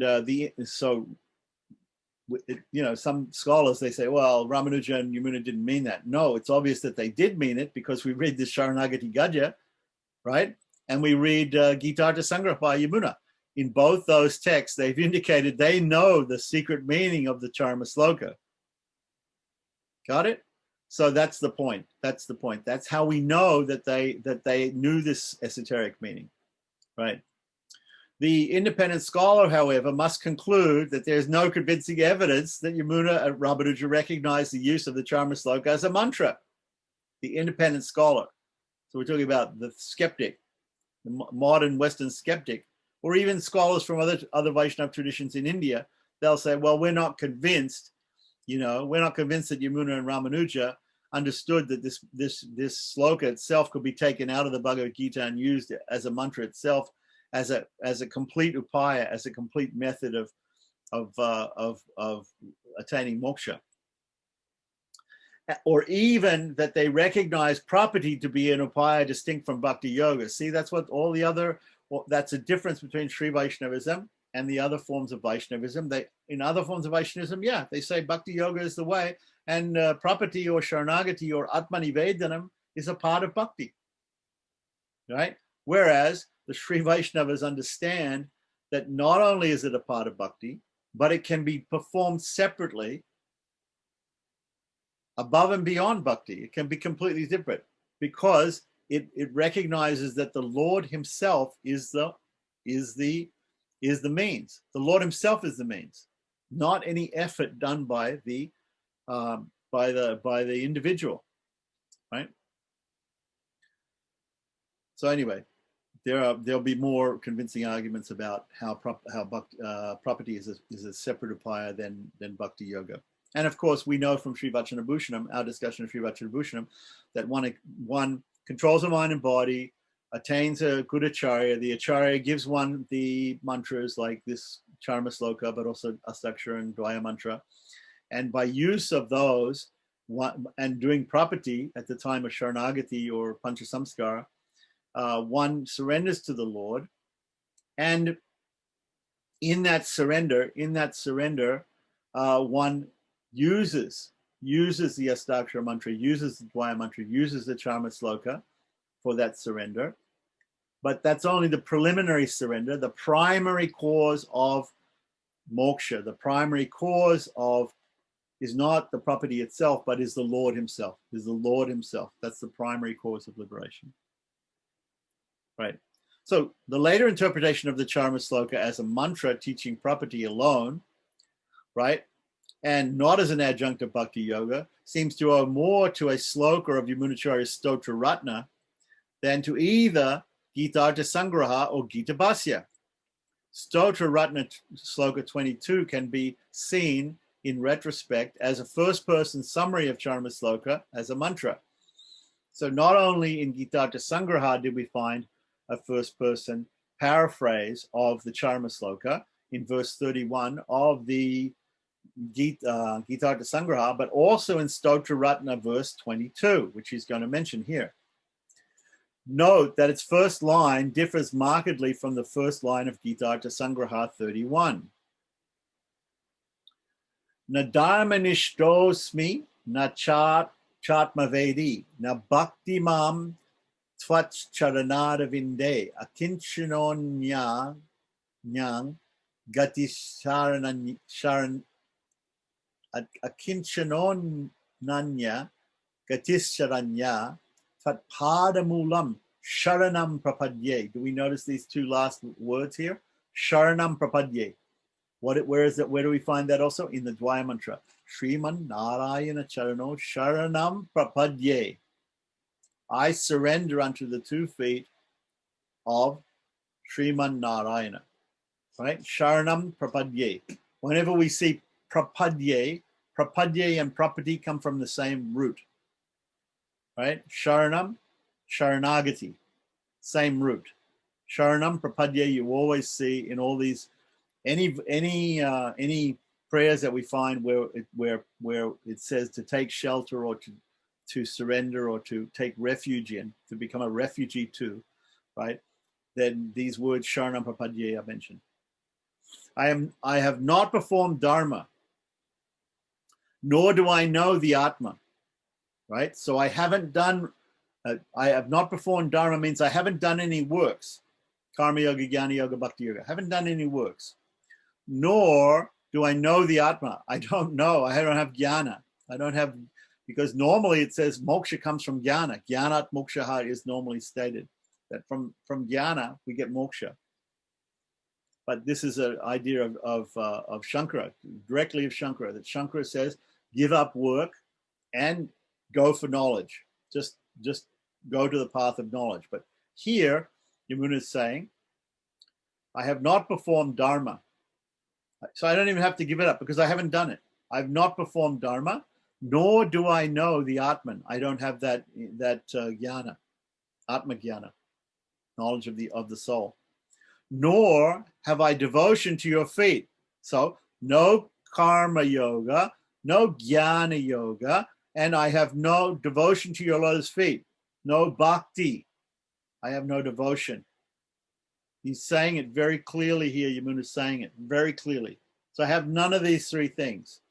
Oh, Savior, I am helpless, which brings us back to one of the different aspects of Sharanagati is karpanya, complete helplessness and hopelessness. Again, like I say, like I always say, the drowning man, the person drowning in samsara, like completely helpless. I am helpless, like the kitten, the mother cat comes and picks up the kitten.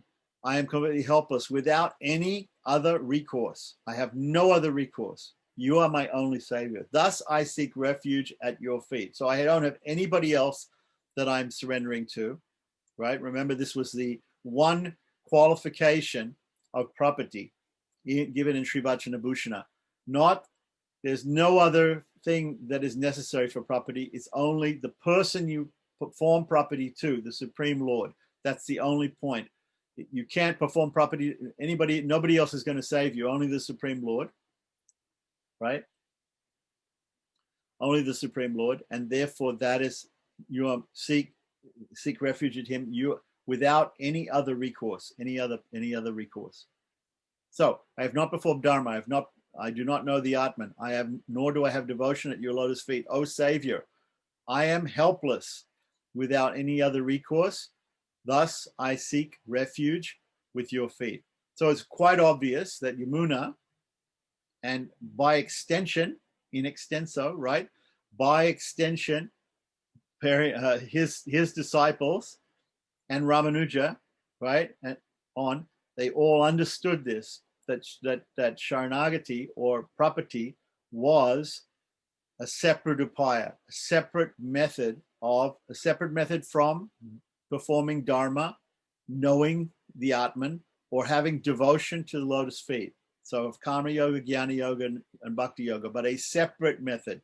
Property is a separate method, which itself works for those persons who are totally helpless,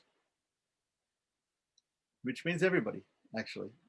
Some people don't think that they're helpless. They think that they can save themselves, but that's another point, another question. Okay, so when you come to the realization that you can't save yourself, then that's your only recourse. Here, we see a foreshadowing of two important ideas which were developed fully in the next 2 centuries of Sri Vaishnava theology. One, that renunciation of dharmas enjoined in the Charma Sloka includes relinquishing not only karma yoga and jnana yoga, but even bhakti yoga. And 2, that surrendering to or seeking refuge with the Lord, property or Sharanagati, may be something quite distinct from the way of devotion. Both those things go together, actually. So when we understand that not only karma yoga and jnana yoga have to be given up, but even bhakti yoga, right? And what do we mean by that? We don't mean that we give up action, we give up knowledge, or we give up devotion. We don't give up those things, but we give up the agency of those things. We give up the possessiveness of those things. We give up the result of those things, what I call the sattvika tyaga. We get abandoned because we have that sattvika mentality. We abandon those 3 aspects of those actions. And therefore, once we realize that the bhakti yoga is being relinquished in that way, right? Not that we give up devotion, but we give up the possessiveness and the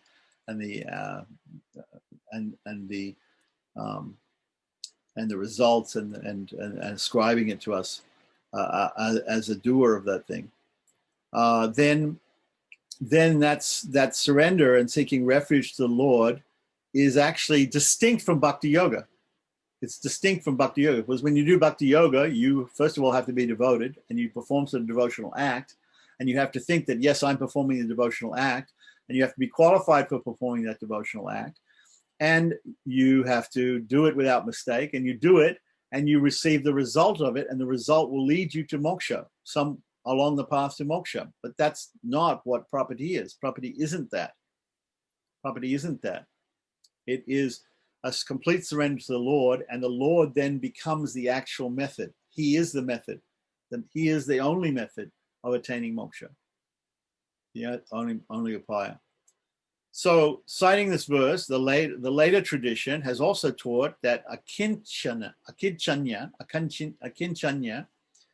helplessness, and ananya gatitva, right? Helplessness and lack of any other refuge. So, there's two things here. One is I feel helpless. I feel totally helpless and hopeless, right? I'm a drowning man. The second thing is no one else can save me but Sriman Narayana. I'm not looking to be saved by any other lifeguard drowning, but there's only one lifeguard that I have faith in, and that is Sriman Narayana, right? To save me from drowning in samsara. So those two things. First of all, being helpless and hopeless, and then having Mahavishvasha. So these are described as Karpanya, complete helpless and hopelessness, and Mahavishvasha. Vishvasha means faith. So having great faith that the Lord and the Lord alone can save me, right? So helplessness and lack of any other refuge. I have no other person that can take refuge of. Are necessary qualifications for property. These are the only necessary qualifications for property, right? So this was also described, like I said, in Sri Vachanabhushana, that we have to know in Sri Vachanabhushana it says the only thing is that we have to understand that the Lord himself, the Lord is the one to surrender unto. He is the one, and he is the only one to surrender to, and that's property. That's important for property. The being a kanchana, or being a kinchana, or feeling karpanya, helplessness and hopelessness, is only natural when we understand the true nature of the soul. That's the true nature of the soul. To be completely subservient and supported and maintained and by the Supreme Lord, and controlled and owned by the Lord. All these ideas are extremely important in the latter interpretation of the mantras, but it would be hasty to conclude on the basis of this one sloka that Yamuna himself represented property to be a separate of she's covering her basis here, and she's saying we don't really know. But of course we can see from that verse, it's very, very clear. Look, as I said, I haven't performed dharma, don't know the Atman, don't have devotion, so I haven't done karma yoga, I haven't done bhakti yoga, and I haven't done jnana yoga, and I haven't done bhakti yoga. So so it's obvious that refuge is something different from those things. Yeah. So although she's covering her bases down here scholastically by saying that it will be hasty to conclude on the basis of one sloka that Yamuna himself recognized property as a separate upaya, it's there. The seed of it, the idea is there, even admitted by scholars that the seed is there, and we understand that they understood these things. These are the esoteric meanings. Distinct from Bhakti Yoga, and that he recognized Charma Sloka as of particular importance in expounding his property. Well, she can say that, but why did he write the 31st verse of Gitartha Sangraha and the 22nd verse of Stotra Ratna in such a way as to paraphrase this Stotra Ratna in such a way that it's quite obvious that it's a very distinct sloka and a very distinct thing, right? Okay, so now that's the end of the introduction. Some reference notes here were to Rahasyatraya Sara, the five parts of Pancha Samskara, Tapta, branding of the conching disc on the shoulder, Pundra, receiving the marks of Vishnu's footprint, drawn with red and white powders on the forehead and various parts of the body. This is talking about Pancha Samskara, or the form of initiation. Nama, receiving a Vaishnava name. Mantra means receiving the mantras and the Guru Parampara that they come down from. Yaga, literally sacrifice, where the initiate receives an image of the Lord and or deity, and instruction on how it is to be worshipped in the domestic shrine. The Tengalais also include, as part of Pancha Samskara, surrender to the Lord through the Acharya, who is the Purushakara, the representative of Mahalakshmi in Sharanagati, who introduces the initiate to the Lord and requests that he be saved by virtue of property that Ramanuja performed in Sharanagati Gadya. So Ramanuja has performed his property in the Sharanagati Gadya, which you can read very clearly. And therefore, the Acharya prays in Sri Vaishnavism that everyone following the path of Ramanuja should also be saved in that way. The Vadagalai practice is to make property or surrender a voluntary right, quite separate from Panchasamskara. So this is one of the big differences between the Vadagalais and Tengalais is in the Tengalai Sampradaya, in the followers of the Southern or Sri Rangam school, the Tengalais, they perform the property right there at the time of Panchasamskara, at the time of Sharanagati, and that's why they call it Sharanagati. And whereas maybe the Vadagalais call it simply Panchasamskara and not Sharanagati, it's just an approaching of the Guru, and it's not necessarily complete surrender to the Lord, which they put off until later in life, because they say once you do it, you should not regress in any way, and if you regress, then you have to perform prayaschitta again, you have to do it again, like that. Whereas the Tengalai system is that, no, you do it one time, you surrender one time, that's it, finished. As Lord Rama says in the Ramacharma sloka, which comes in the Ramayana, Sakrideva Prapannaya, once only say, I am yours, I will vouchsafe, and I will promise to protect that person from the fear of all living beings. So that is the Ramacharma sloka. So the Tengalai see that Lord Rama is saying the same thing as Lord Krishna, and therefore it has to be done just only once. Whereas the Vadagalai say, no, surrender can be done again and again if you somehow unsurrender, which is a very strange concept. But in the Tengalai idea is, no, once surrender is done, it's even mentally, like one time, it can never be done again. It's done, it's finished. And even if one regresses, then the Lord simply takes that first surrender as an excuse to save the actual living being. So even if the kitten struggles, the mother cat picks it up and takes it and carries it. Whereas the analogy for the Vadagalais is the monkey has to be always holding on to the mother. If he loosens his grip even a little bit, he'll fall off and he has to grasp hold again. So this is the idea of the Kanchipuram and the northern sect Vadagalais. So the Vadagalais practice is to make property a separate thing, which they call paranyasam, and which they usually do later in life, although they can do it earlier too, but they usually do it later in life after they've retired, like that, and they've given up all these business practices and different practices that might mean that they have to do some sin or something like that by dealing with other people in different ways, or eating outside the house, or even, resorting to worship of demigods to get their children married properly, or whatever it is, whatever excuse that they have, like that. And at the end, when they have no excuse, basically they're saying, I'm about to die, let me completely surrender to the Lord.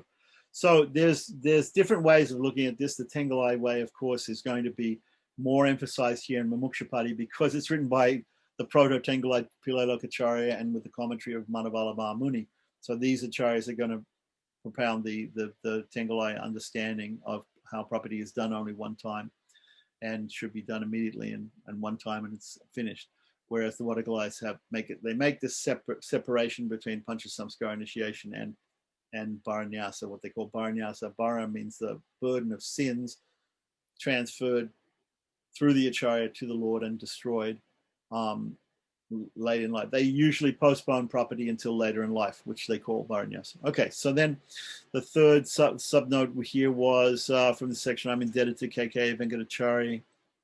Okay, he's given some explanation also in a magazine called Ramanujavani, which is now stopped being printed because the editor died many years ago. But I was a life member of this magazine. I have many copies of Ramanujavani in English on my shelf, so we could look that up also. These references here in his commentary on Churna or Churnika means a sutra.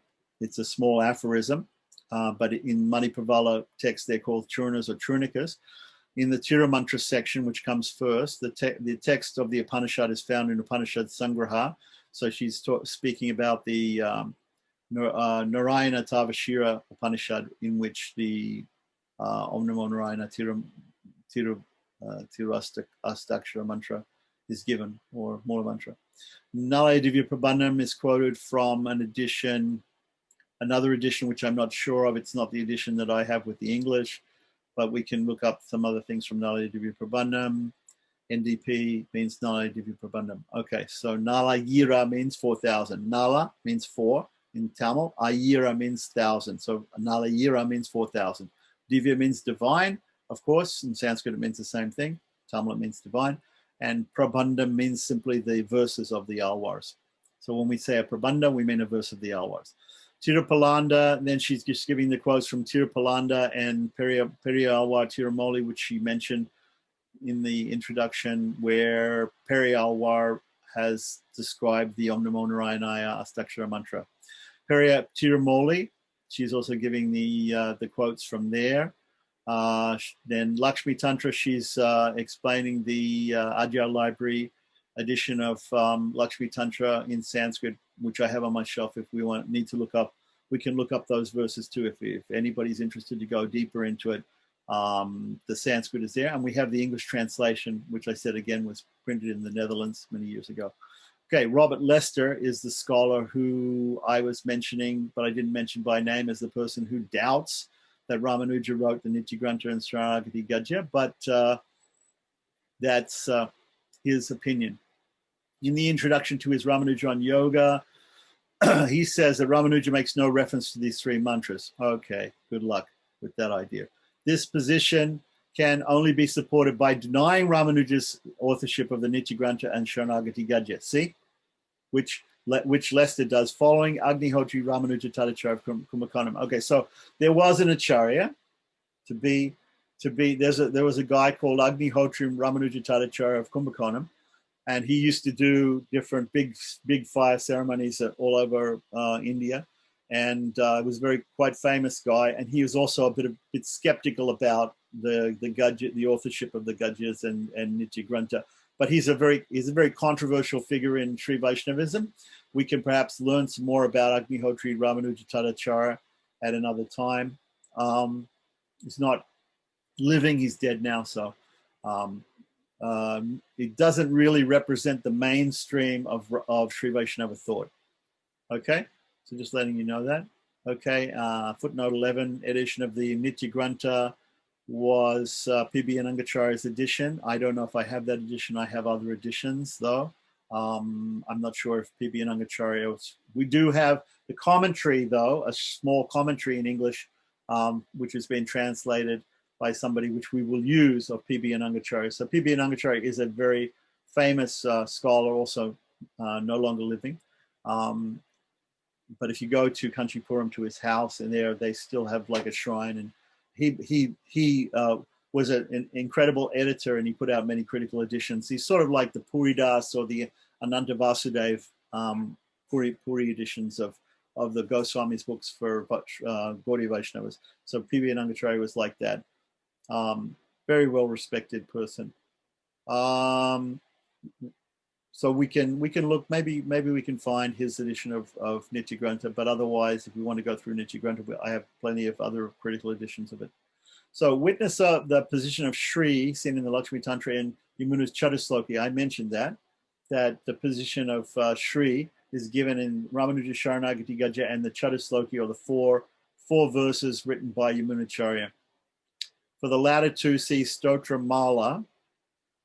Okay, so I have a copy of this. Is P.B. Anangacharya's Stotra Mala, which is a big, thick book of Sri Vaishnava, specifically prayers that Sri Vaishnavas chant, like Jidante Stotra and Stotra Ratna, and different stotras written by different Sri Vaishnava acharyas. And it's a very, very nice edition, but it's all, of course, in Sanskrit. And we have some of those stotras translated into English. So, but specifically, she's mentioning here in footnote 12 about Yamuna's Chatusloki and Ramanuja Saranagati Gadya as giving the position of Lakshmi or Sri Devi in the Sri Sampradaya, which is the same as her position in Pancharatra Agama, but may not be the same in other Sampradayas. In the Madhva Sampradaya and the Gaudiya Sampradaya, in other Sampradayas, they have other ideas about the position of Lakshmi, and we can perhaps talk about that sometime. There might be some other books which will give us some more information about how different Vaishnav Sampradayas see the position of Sri.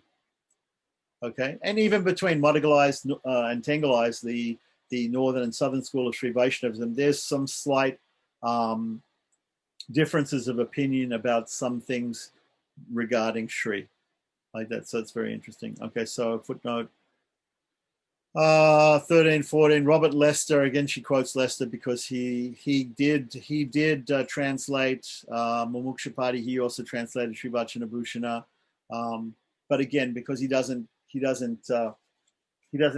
believes that the whole idea of property is something that came post Ramanuja and not with Yamuna and Ramanuja. So that's his opinion and not the opinion of everybody else in the tradition. So Robert Lester has explicitly rejected Ramanuja's authorship of Sharanagati Gajja in Appendix 2 of his Ramanuja on Yoga and in various other articles and papers. However, his arguments have been refuted by another scholar called John Carman, who's actually he's a priest, I believe, a Christian priest who wrote Ramanuja, and he's written about the comparing Ramanuja to St. Francis of Assisi and also some other Christian priests and different theologies of Ramanuja. He compares the Christian theology to Ramanuja's theology quite a lot. This John B. Carman, nice guy. He's still alive, and he's written extensively on Ramanuja. And in KKA Venkatacharyas, the Manipurvala literature of Sri Vaishnavacharyas, which I also have a copy of that. So I've got books by Carman, I've got books by KKA Venkatacharya. If anybody's interested in going into more the comparison between Ramanuja and Christian theology, certain Christian theologies, we can do that too. So then also in the next footnote, she talks about Gita-artha Sangraha 31.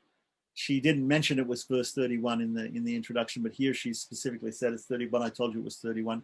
Verse 31 from the text appearing in the appendix of the translation of Ramanuja's Gita Bhasya by M.R. Sampath-Kumaran, which is also reprinted by an Acharya Indological Research Institute, which is KKA Venkatacharya's place in Bombay. So I have that. We have that Gita Bhasya. I also have a couple of other Gita Bhasyas in English. One by the Ramakrishna Mutt and one by some other scholars, some other Sri Vaishnava scholars, in a much expanded form. Ramanuja's Gita Bhasya by Sampath-Kumaran. This is the one that's normally quoted. Gita Bhasya by Sampath-Kumaran, Stotra Ratna. Okay, so the last footnote here is the phrase seems to be borrowed from a passage in Ahibudnya Samhita. Where the one performing property or Sharanagati is said, I am helpless, akinchana, in no way agati. You alone are my upaya. Manavala Mamuni cites both this passage in Stotra Ratna 22 in commenting on Churnika or Sutra 120 of Mumuksupadi. Okay, so we go back just a second. I want to see the reference there in 19. So citing this verse, so this verse from Gita-artha Sangraha, and I'm sorry, from Stotra Ratna 22, which is also paraphrasing Charmasloka like Gita-artha Sangraha 31, is also backed up further, she says, backed up further by a reference in the Arhibudnya Samhita, which is a very important Pancharatra Agama, has to do a lot with Lord Narasimha. And we can read more about the contents of that in H. Daniel Smith's bibliography of the printed text of the Pancharatra Agama, which I also have. And so basically she's just saying, here's another place where in the Ahibudnya Samhita where property is given, property is explained. So Madhavala Mamuni cites these places. So as we go through the text, if people want, we can look at these other books, and we can see. And so now we're coming about the second part is about Rahasya commentaries. So we're gonna probably stop the share right there and ask if there's any questions so far on the things that we went through, or any comments. And I think we've been going for over 2 hours, so that's probably a good place to stop here today, and we can pick it up next week. What do you think? Any questions or comments? Sorry, we got a little bit technical there and we went into a lot of technical jargon, but it's important for us to understand the jargon of the Sampradaya, because we may have misunderstandings about the word bhakti and what it means, what the word property means, what upaya means, what some of these technical words mean, and how not only the doctrines are different, but also the practice of, for instance, the Wadagalais and Tengalais are different in different aspects. So it's important at every step to explain the detailed meaning of different words and concepts. Yeah, it was very interesting, Swamiji, very interesting. Yeah. Yeah, it's a very detailed background. Yeah, but you can see how the concepts are not just there in the later.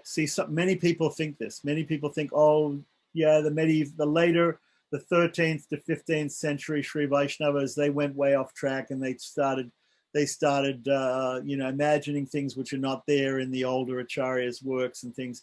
Yamuna never talked about that. Ramanuja never talked about that. That's not in the Pancharatragamas. That's not in the Divya Prabandhas. That's not in the Vedas. But it's all there. It's all there. It's all in those places, right? So there might be some scholars, some Western scholars who deny, well, I think that Ramanuja meant this because I don't think that he wrote those books. I don't think that he wrote those books. I don't think that Yamuna actually meant that when he said it, when he wrote it in Stotra Ratna, when he wrote it in Gita Sangraha. I don't think he actually meant that. So this is just speculation by modern scholars, Western scholars. But most people in the tradition, I mean, practically everybody in the tradition understands the tradition to be coming from the most ancient sources, like that. And there's no additions, right? It's just being explained more. Yeah. Yeah, I have another question about. There is this story about Ramanuja who had to travel something like 12 times all the way to the south of Tamil Nadu to some village, trying to get the Om Namo Narayana mantra. But that mantra was already known before. You said it was already known by the Alvais. Okay, so that's not exactly the story. All right, that's not exactly the story. I'm understanding what story you're talking about. Yeah. Ramanuja took initiation. He took initiation from Mahapurna Perinambi, right? So-called Parankushadasa. Right. Yeah. This is after Yamunacharya passed away. So he already had this Om Namo Narayana mantra. Yeah. Yeah. Right. But he wanted to understand the deep meaning, the esoteric philosophical meaning of the mantra. Okay. So it's not always that you go to a guru and the guru gives you the mantra and then explains to you fully the esoteric meaning of the mantra at the same time. The guru it's like we read in the introduction there. There are many people in Sri Vaishnavism even today. They take initiation, they do property like that, but they're not interested in sitting down and going through Mumuksupadi, Srivachabhushanan. I mean, if they're traditional and they really want to know, they'll go through it. But otherwise, their business is over. If Lord Rama says, "Just surrender it to me one time." Sakrideva, once only, just say I'm yours. That's it. Well, why do we have to read Mokshapati? Why do we have to read the deeper esoteric meanings? We don't have to do that. You don't have to do that. But for people who are interested to do that, you can do that. So Ramanuja was interested in doing that. He wanted to propagate Sri Vaishnavism, so he wanted to learn as much about it as possible, right? So his Diksha Guru Perinambi Mahapurna gave him initiation. He did Sharanagati, right? Then he went to another person who was also another disciple of. Let me see if I can find that that slide. I think see if I can find a picture of the Guru Parampara. He went to another of Yamunacharya's disciples, a person called Tirukoti or Nambi. Here we have some different people. Yeah, this is not a parampara. It is in a sense, but okay. So we have, first of all, of course, we have Sriman Narayana. Then we have Mahalakshmi. From Sriman Narayana to Mahalakshmi. From Mahalakshmi to Vishvaksena. This is all in Vaikuntha. From Vishvaksena to Namalwar. So Namalwar's here. Here's Namalwar, right? So this is Namalwar. Namalwar is the head of the Alwars. Okay. So then Namalwar has a disciple called Madhurakavi Alwar, right? Then we have the other Alwars flanking him, right? So we have the first three Alwars chronologically starting on this side: Pogai, Bhutad, and Pei Alwars, right? Tirumalasai Alwar, who finally became a Sri Vaishnava, but he finally became a Vaishnava after he was even a Shaivite at one point, right? Tirumalasai, right? These three Alwars came before Kali Yuga, right? And Tirumalasai right at the time of Kali Yuga, basically, maybe a little bit before, a little bit after the beginning of Kali Yuga. And Kulashekara Alwar was a king in Kerala area, Chera king, yeah? So then we have Namalwar and Madhurakavi Alwar. Madhurakavi Alwar was in North India. He was in Mathura, in Lord Krishna's place in Mathura. He looked down, he saw a star shining in the sky. He followed that star, sort of like the Christian idea of the three men following the star to find Jesus. He followed the star, and underneath a banyan tree was Namalwar. He was sitting there, and he was a perfected being. He was completely realized being. Okay, and so he became his disciple. Now, Madhurakavi and Andal. Here we have Peri Alwar, the foster father of Andal, who found Andal, who's an incarnation of the Bhumi Devi, the earth personified. He found her underneath a tulsi tree in his garden. He used to pick flowers for the Lord in that temple, Vadapatra Sai Krishna, and make garlands. So he found her underneath a tulsi tree like that. So she is shown smaller, and so is Madhurakavi shown smaller, because sometimes we think of 10 alwars and sometimes we think of 12 alwars. The reason why that some people who say 10 alwars don't say Andal or Madhurakavi is because Madhurakavi, unlike the other 11 alwars, only praised his own guru, Namalwar. He wrote a stotra called, he wrote a prabandha called Kananun Siratambu, which is a praise of his 11 stanzas praising his guru only. So he was the first example of guru bhakti, of acharya nishta, of acharya abhimana, surrender only to the guru. So he simply praised his guru, and he's considered an alwar. Okay, so they usually make him a little smaller here, like that. Then we have Gauda Devi or Andal, right, who was the foster child of Peri Alwar. She's an incarnation of the Lord's, one of the Lord's consorts. The Lord has three consorts or wives in Vaikuntha: Sri Devi, Mahalakshmi, Bhumi Devi, the goddess of the earth, and Neela Devi, right? So these three. So she's an incarnation of Bhumi Devi, like that. So she's also considered a little bit separate from the other Alwars sometimes, right? So we have Peri Alwar here. Peri Alwar was mentioned in his Tirupalanda. So these Pogai Alwar talked about Om Namo Narayanaya. So did Tirumalasai Alwar. So did Peri Alwar. They've all mentioned Om Namo Narayanaya in their statements, in their prabandhas, right? Then we have Tondaradi Podi Alwar, who was a famous Alwar who got involved with some prostitute and had problems and like that, but he was ultimately redeemed. And then Tirupan Alwar, who was a very low caste person who lived by the side of the river in Kaveri in Srirangam, and who was in meditation and didn't get out of the way for the priest who was going down to get water for the Lord, who threw a rock at him, hit him in the head, and he was bleeding. And then later on, the Lord came to the pujari and said, okay, you have to bring him on your shoulders into the temple. He had never been in the temple before because he was such a low caste person. He wasn't, even though he chanted the names of the Lord, he wasn't allowed to go in the temple even. So he went into the temple on the back of the pujari, right? And saw the Lord and And when he saw the Lord from foot to head, he wrote a prabandha describing Sri Ranganatha from foot to head, from head to toe, from toe to head, right?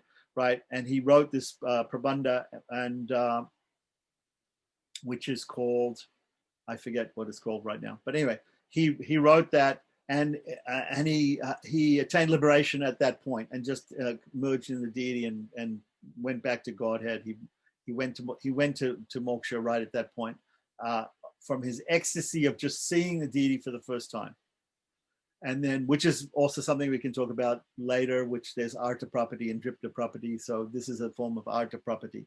So there we have artha property means where you feel like you can't stay in this material world any longer. You have to immediately be with God, and you surrender to him, and you die, and you go to liberation immediately. So most people don't practice that today, but there are examples like this Tirpan Alwar.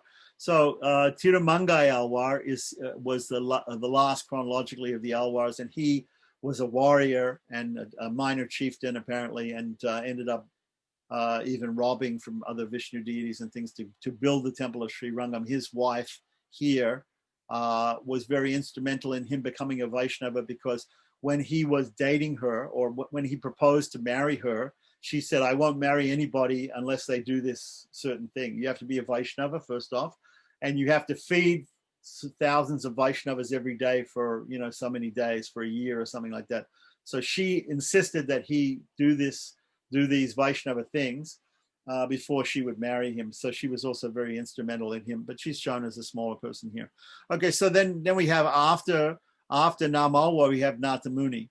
So Nata Muni, in fact, the songs of the Alwars were lost at a certain point, and Nata Muni heard a few stanzas of them being chanted by some priests in a temple in Kumbakonam called Sarangapani, and he heard in those verses that there were 1,000 more verses. And so he asked those people afterwards, okay, can you teach? They're beautiful. Those 10 verses are very beautiful. Those 10 or 11 verses that you chanted are very beautiful. Tell me all the 1,000. And they said, no, we only know these 10 or 11. So maybe if you go to Tirunelveli down in south, very far in South India, you can get those verses from the descendant of Madhurakavi Alwar, who still lives there. And that descendant of Madhurakavi Alwar was also called Parankushadasa, which is another name for later on for Periyanambi or Mahapurna. But anyway, so Namalwar, Nata Muni went down there, and he met that person. That person said, well, I also don't know. I also only know these 11 verses, not the same ones that you heard, but I know these verses that were written by Madhurakavi about his in praise of his guru. I think if you chant those 12,000 times and meditate upon Namalwar, Namalwar will appear to you and bless you with the Divya Prabandham. So Nata Muni did that, and Namalwar appeared to him in trance and initiated him and gave him the 4,000. He thought he was only getting 1,000, but he ended up getting the whole 4,000 of the hymns of all the Alwars. So that's Nata Muni. So the Sri Vaishnava Sampradaya is split into, first of all, you have the people in Vaikuntha, then you have the Alwars, and then you have the Acharyas. So the first Acharya is Nata Muni. So in the Guru Parampara, you have Vaikuntha-vasis, right? You have Lord and Sridevi and Vishvaksena. Then you have the Alwars chronologically, right? And then you have Nata Muni, the first Acharya. So you have the Lord, the Alwars, and the Acharyas. So then the Acharya, Nata Muni, then you have Yamunacharya. So in between Nata Muni, there's two other, because Nata Muni was the grandfather of Yamunacharya, right? And he had to entrust the bringing up of Yamunacharya to another two generations of Vaishnavas. So there were two Uyakanda and Pundarikaksha in between Nata Muni and Yamunacharya, right? So they're not shown here. So it's not a complete Guru Parampara, this picture, okay? But anyway, Yamunacharya is there. And then Yamunacharya, you see down Yamunacharya, there are 5 people below Yamunacharya, right? So what you're talking about here is, here we have Astakshari. It says Astakshari. So from Yamunacharya, the Astakshara mantra came down from Vaikuntha through Namalwa, through Natamuni to Yamunacharya, right? Then it goes to Periyanambi. Now, all these 5 here on this line, they're all disciples of Yamunacharya. Yeah? So they were all initiated into the 3 mantras, right? So, but Ramanuja could not take initiation directly from Yamunacharya, although you see here he's below Yamunacharya, so he's considered a disciple of Yamunacharya in one sense. He's a Shiksha disciple of Yamunacharya, but he's not a Diksha disciple of Yamunacharya. So Yamunacharya is a Shiksha guru for him, but these other persons are also gurus for him, the disciples of Yamunacharya. So Periyanambi taught him Astakshara, the 8-syllable mantra. Charma Sloka, it says here, Tirukotya Nambi. Now, the story you're talking about is Ramanuja, after taking initiation from Periyanambi, went to this other person who is his god brother, who was Periyanambi's god brother, also a disciple of Yamunacharya, right? To get the meaning, to understand the meaning of the Astakshara mantra, the esoteric meaning, and the meaning of the Charma Sloka, and the meaning of the Dvaya mantra, right? Right? To get the meaning of those things, the esoteric meanings, the things that we're trying to learn now, he went to this person. And he went 18 times to him. This is the story you're talking about. He went to see Tirukotya Nambi. Tirukotya Nambi lived in a place called Tirukotiur. That's why he's called Tirukotya Nambi. He's the Nambi from Tirukotiur. So Tirukotiur Nambi. He's also called Goshti Purna, right? Goshti Purna. So in Tamil, Tirukotya Nambi. In Tamil, Periyanambi. Periyanambi in Sanskrit, Mahapurna. Tirukotya Nambi in Sanskrit, Gosti Purna. Right? Gosti Purna. Okay? So Ramanuja went to him. He became a Shiksha guru of Ramanuja.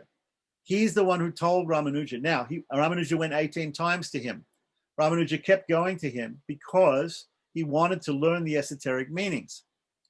The Lord finally, Tirukotya Nambi, this is why the esoteric meanings were not given to everybody.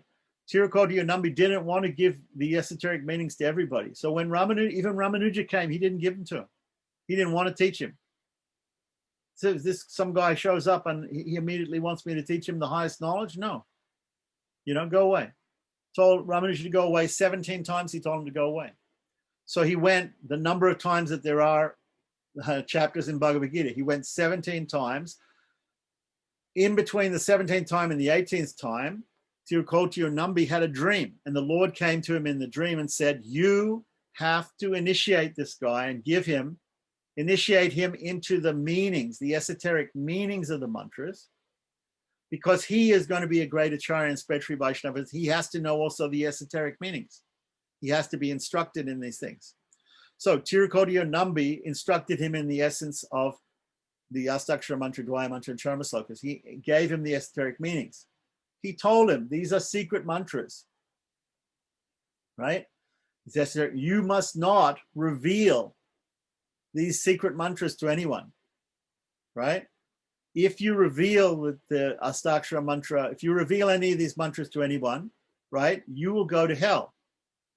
They will get liberation because in the Narayana Atharva Ashir Upanishad it says, Vaikunta Bhuvana Lokam Gamishyati, right? But for doing that, for revealing that, you will go to hell.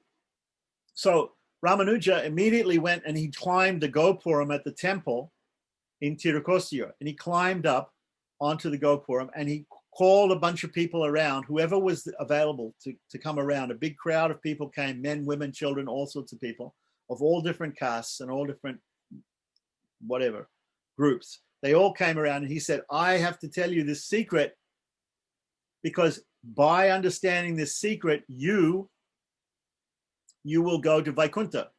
You'll be freed from all your sins and you'll go to Vaikuntha. So he told them, Om Namo Narayanaya. He told them the mantra. Everybody, indiscriminately.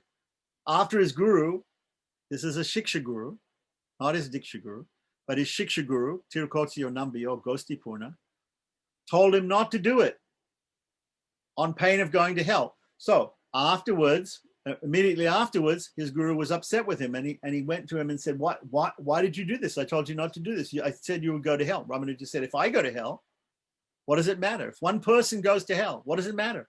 Everyone else will be saved. Isn't that a great thing? I have compassion on all living beings, and if I have to go to hell so that they can all be liberated, isn't that great? Isn't that something that should be done? Isn't that the real purport of the mantras? Right? If one person, so I give up my claim to moksha if everyone else can go to moksha, right? So then Tirukosya Nambi said, oh, you really understood the inner purport of everything, and he embraced him and he said, yes. And this is also, Srila Prabhupada mentions sometimes that it's very rare occurrence where a disciple will do something against the order of the guru, but it actually pleases the guru because it's the inner meaning of what the guru really wanted to preach to him. So this is the story that you're talking about. And Ramanuja said, I'm going to come again, and you need to reveal these secrets to two other persons, my flag and my stick. So Ramanuja sitting here, he's a sannyasi, he's got a stick. See, there's 3 sticks bound together with string. It's called a tridanda. So there's 2 types of sannyasis, tridandis and ekadandis. So the ekadandis are usually Advaitins, although Madhvas are also ekadandis. So there are some Vaishnavas who do have ekadanda, but the tridandi sannyas is always Vaishnavas. So they have 3 sticks bound together, which means they surrender everything, mind, body, and words, the 3 sticks, to God. And the flag, they normally have on the flag tilak and Shankha Chakra, the symbols of Vishnu on the flag. So there are 2 persons sitting down here, standing down here next to him, Kuradalwan and Mudliyandan. Mudliyandan is Dasarati, Kuradalwan is Kuresh in Sanskrit. So Mudliyandan is Tamil. His name Dasarati in Sanskrit. In Kuradalwan is Kuresh in Sanskrit. Okay, so these were his 2 main disciples of Ramanuja. And if you go to the Ramanuja Samadhi in Sri Rangam, you'll see instead of Jai and Vijay being the gatekeepers of the shrine, you have these 2 disciples of Ramanuja as the gatekeeper of his Samadhi, right? So these 2 are very famous. We can talk about their lives some other time, okay? But Ramanuja told Tirukotya Nambi or Gostipurna, he told him that you have revealed it to me, but I'm a sannyasi. I have a stick and I have a flag. And you have to reveal to my stick and my flag. So he said that Kuradalwan and Mudliyandan, they are so close to me, my disciples, these disciples, that they are like my stick and my flag. So you have to reveal to them also. So he revealed also to them. So that's a story. So continuing on, I just want to explain quickly, I'll explain the rest of the thing here. There's a person called Tirumala Nambi, and he was also a disciple of Yamunacharya. He taught Ramayana to Ramanuja. So he's this Shiksha Guru for Ramayana. So when we talk about Guru Paramparas, you have different Guru Paramparas for different things. You will have only one Diksha Parampara. You'll have only one Diksha Parampara, unless you have another Diksha, which is a Pancharatra Agama Diksha, and not just the regular Diksha, right? If there's like I have a Pancharatric line and a Sri Vaishnava line, but normally you have only one Diksha Parampara, which you have the Diksha mantras in from the Sampradaya. So that's over here is the Diksha Guru of Ramanuja. This person is the Shiksha Guru for Charma Sloka and for internal meanings of the Astakshara and Dvaya mantras. Here is a person who taught him his Shiksha Guru for Ramayana, for understanding Ramayana. Ramayana is very important. Remember from Sri Vachanabhushana, it's more important than Mahabharata. It's the Sharanagati Shastra. It's the Shastra of property, Ramayana, because so many examples of property happening in Ramayana. So this person told the inner meanings of Ramayana to Ramanuja. His name was Tirumala Nambi. And you can see here is a picture of Sita Ram, Hanuman Lakshmani, which he's meditating on, I guess. Then you have another person here, Tiruvaranga Perumal Arya. He taught him the Divya Prabandham. So the Aryas, the people who wear these hats, these funny hats that look like fezzes with tilak on them, Shankha Chakra, these are called Aryas. The Aryas are a group of people, and normally you have to come in a family of the Aryas, and these people know the entire Nalaya Divya Prabandham by heart. They know all the 4,000 hymns in Tamil of the Alwars, and they chant them. They have little symbols, hand symbols, and they chant them, and they do abhinaya, different hand movements and dances and things in front of Lord Ranganatha in Sri Rangam. Only in Sri Rangam do they still do it, and also in Andal's place of Perinalwar's place of Sriveliputur, they do also a little bit, but they mostly do during this time of Vaikuntha Ekadasi festival. They do this in front of the deity, and you can see in the background, you see Lord Ranganatha and Nam Perumal, the Periya Perumal, and Nam Alwar, Nam Perumal, the Utsava deity of Sri Rangam, right in the background here, and you see Divya Prabandham. So from Yamunacharya he's a disciple, and he knew the whole Divya Prabandham, and he taught the Divya Prabandham to Ramanuja and the esoteric meaning of Divya Prabandham. So over here we have a person who specifically taught Tiruvai Moli. His name is Tirumalai Andan. Tiruvai Moli to Ramanuja. He is also a Shiksha Guru of Ramanuja, right? And called Tirumalai Andan, right? He wrote Tiruvai Moli. Tiruvai Moli is the specific 1,000 verses of the Divya Prabandham by Namalwa, which are considered the most important part of the Divya Prabandham. He taught. So all these 1, 2, 3, 4, 5, 6, including Yamunacharya. And there's even a 7th person who's not listed here, but a person in Kanchipuram called Kanchipurna, who in Sanskrit, who was a Sudra who used to fan the deity and who could speak to the deity in Kanchipuram, who Ramanuja wanted to eat the remnants of his food because he couldn't take initiation from him, but he was also a disciple of Yamunacharya's and was considered a pure Vaishnava. And Ramanuja, although because of caste issues, couldn't take initiation from him, but he wanted to eat his remnants of food, which he was denied because Ramanuja's wife at the time, because he was married at the time, threw that food out because it was the leavings of the leftovers of a Sudra, right? But Ramanuja, after Yamunacharya died, was in the position of he wanted to know who should I take initiation from, and he had these other 5 questions too. So he had 6 questions that he needed to ask somebody about, and Yamunacharya wasn't there. So he went to this Sudra, Kanchipurna, who could speak to the deity in Kanchipuram, and the deity answered all those questions. And the last question that he answered was, take initiation.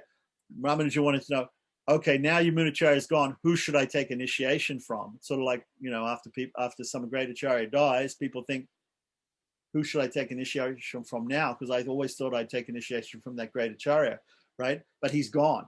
So the deity himself said, Mahapurnam Ashraya. Take initiation from this person, Mahapurna, right? So Ramanuja did that on the recommendation of the deity in Kanchipuram. So we continue down, and we've got Ramanuja, of course, and from Ramanuja we have these different arrows pointing out. So after Ramanuja we have Embar. Embar is a sannyasi who was Ramanuja's cousin. His Sanskrit name is Govinda. After Ramanuja, he was the head of the Sri Vaishnava community in Sri Rangam.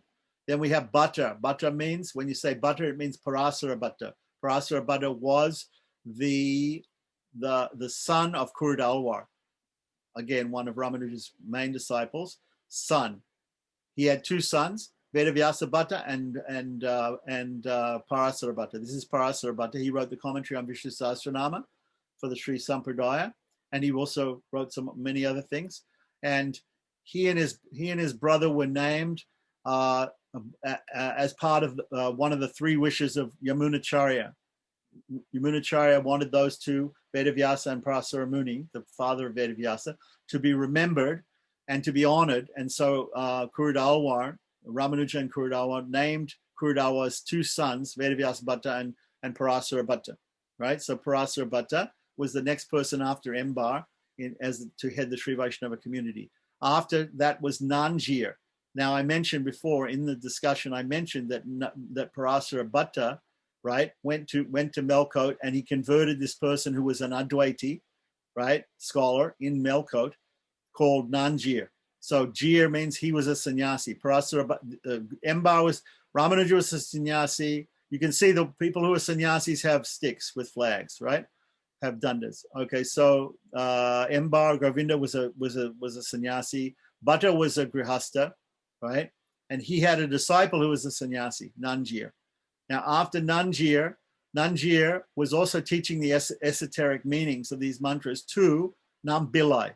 Nampillai or Nampillai, it's the same thing in Tamil, Nampillai or Nampillai, right? Was like his son. Pillai means son. So he was the son. Then he was the next acharya after Nanjir. Nampillai was the next acharya and head of the Sri Rangam Vaishnavas. Okay, so from Nampillai, the next person was called Vaduka Tiruvidi Pillai. Vaduka Tiruvidi means the northern street in the northern street in the temple Agraharam. Vidi means street. Tiru means the holy street. Holy street is a street right around the temple is a holy street. Vaduka means north, the northern holy street. So this was his disciple, Nampillai's disciple. Now Nampillai was the first one on the order of Nanjir to write down the esoteric meanings that we've got today by Pillai Lokacharya in the Mumuksupadi and in other Rahasya books, right? So Nampillai was the first one to write them down, right? Then he transmitted to Vaduka Tiruvidi Pillai. Vaduka Tiruvidi Pillai, his son was Pillai Lokacharya, who wrote Mumuksupadi that we're studying now. His disciple was Sri Shailanatha. Sri Shailanatha. Sri Shailanatha, and you see that Pillai Lokacharya has not got a danda. He was not a sannyasi. He was a brahmachari.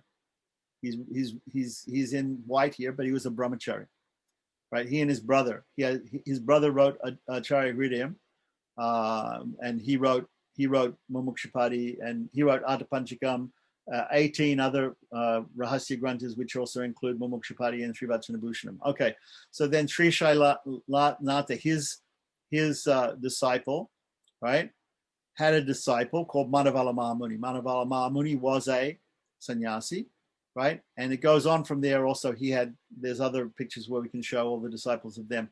And he was also considered an incarnation of Ramanuja, reincarnation of Ramanuja.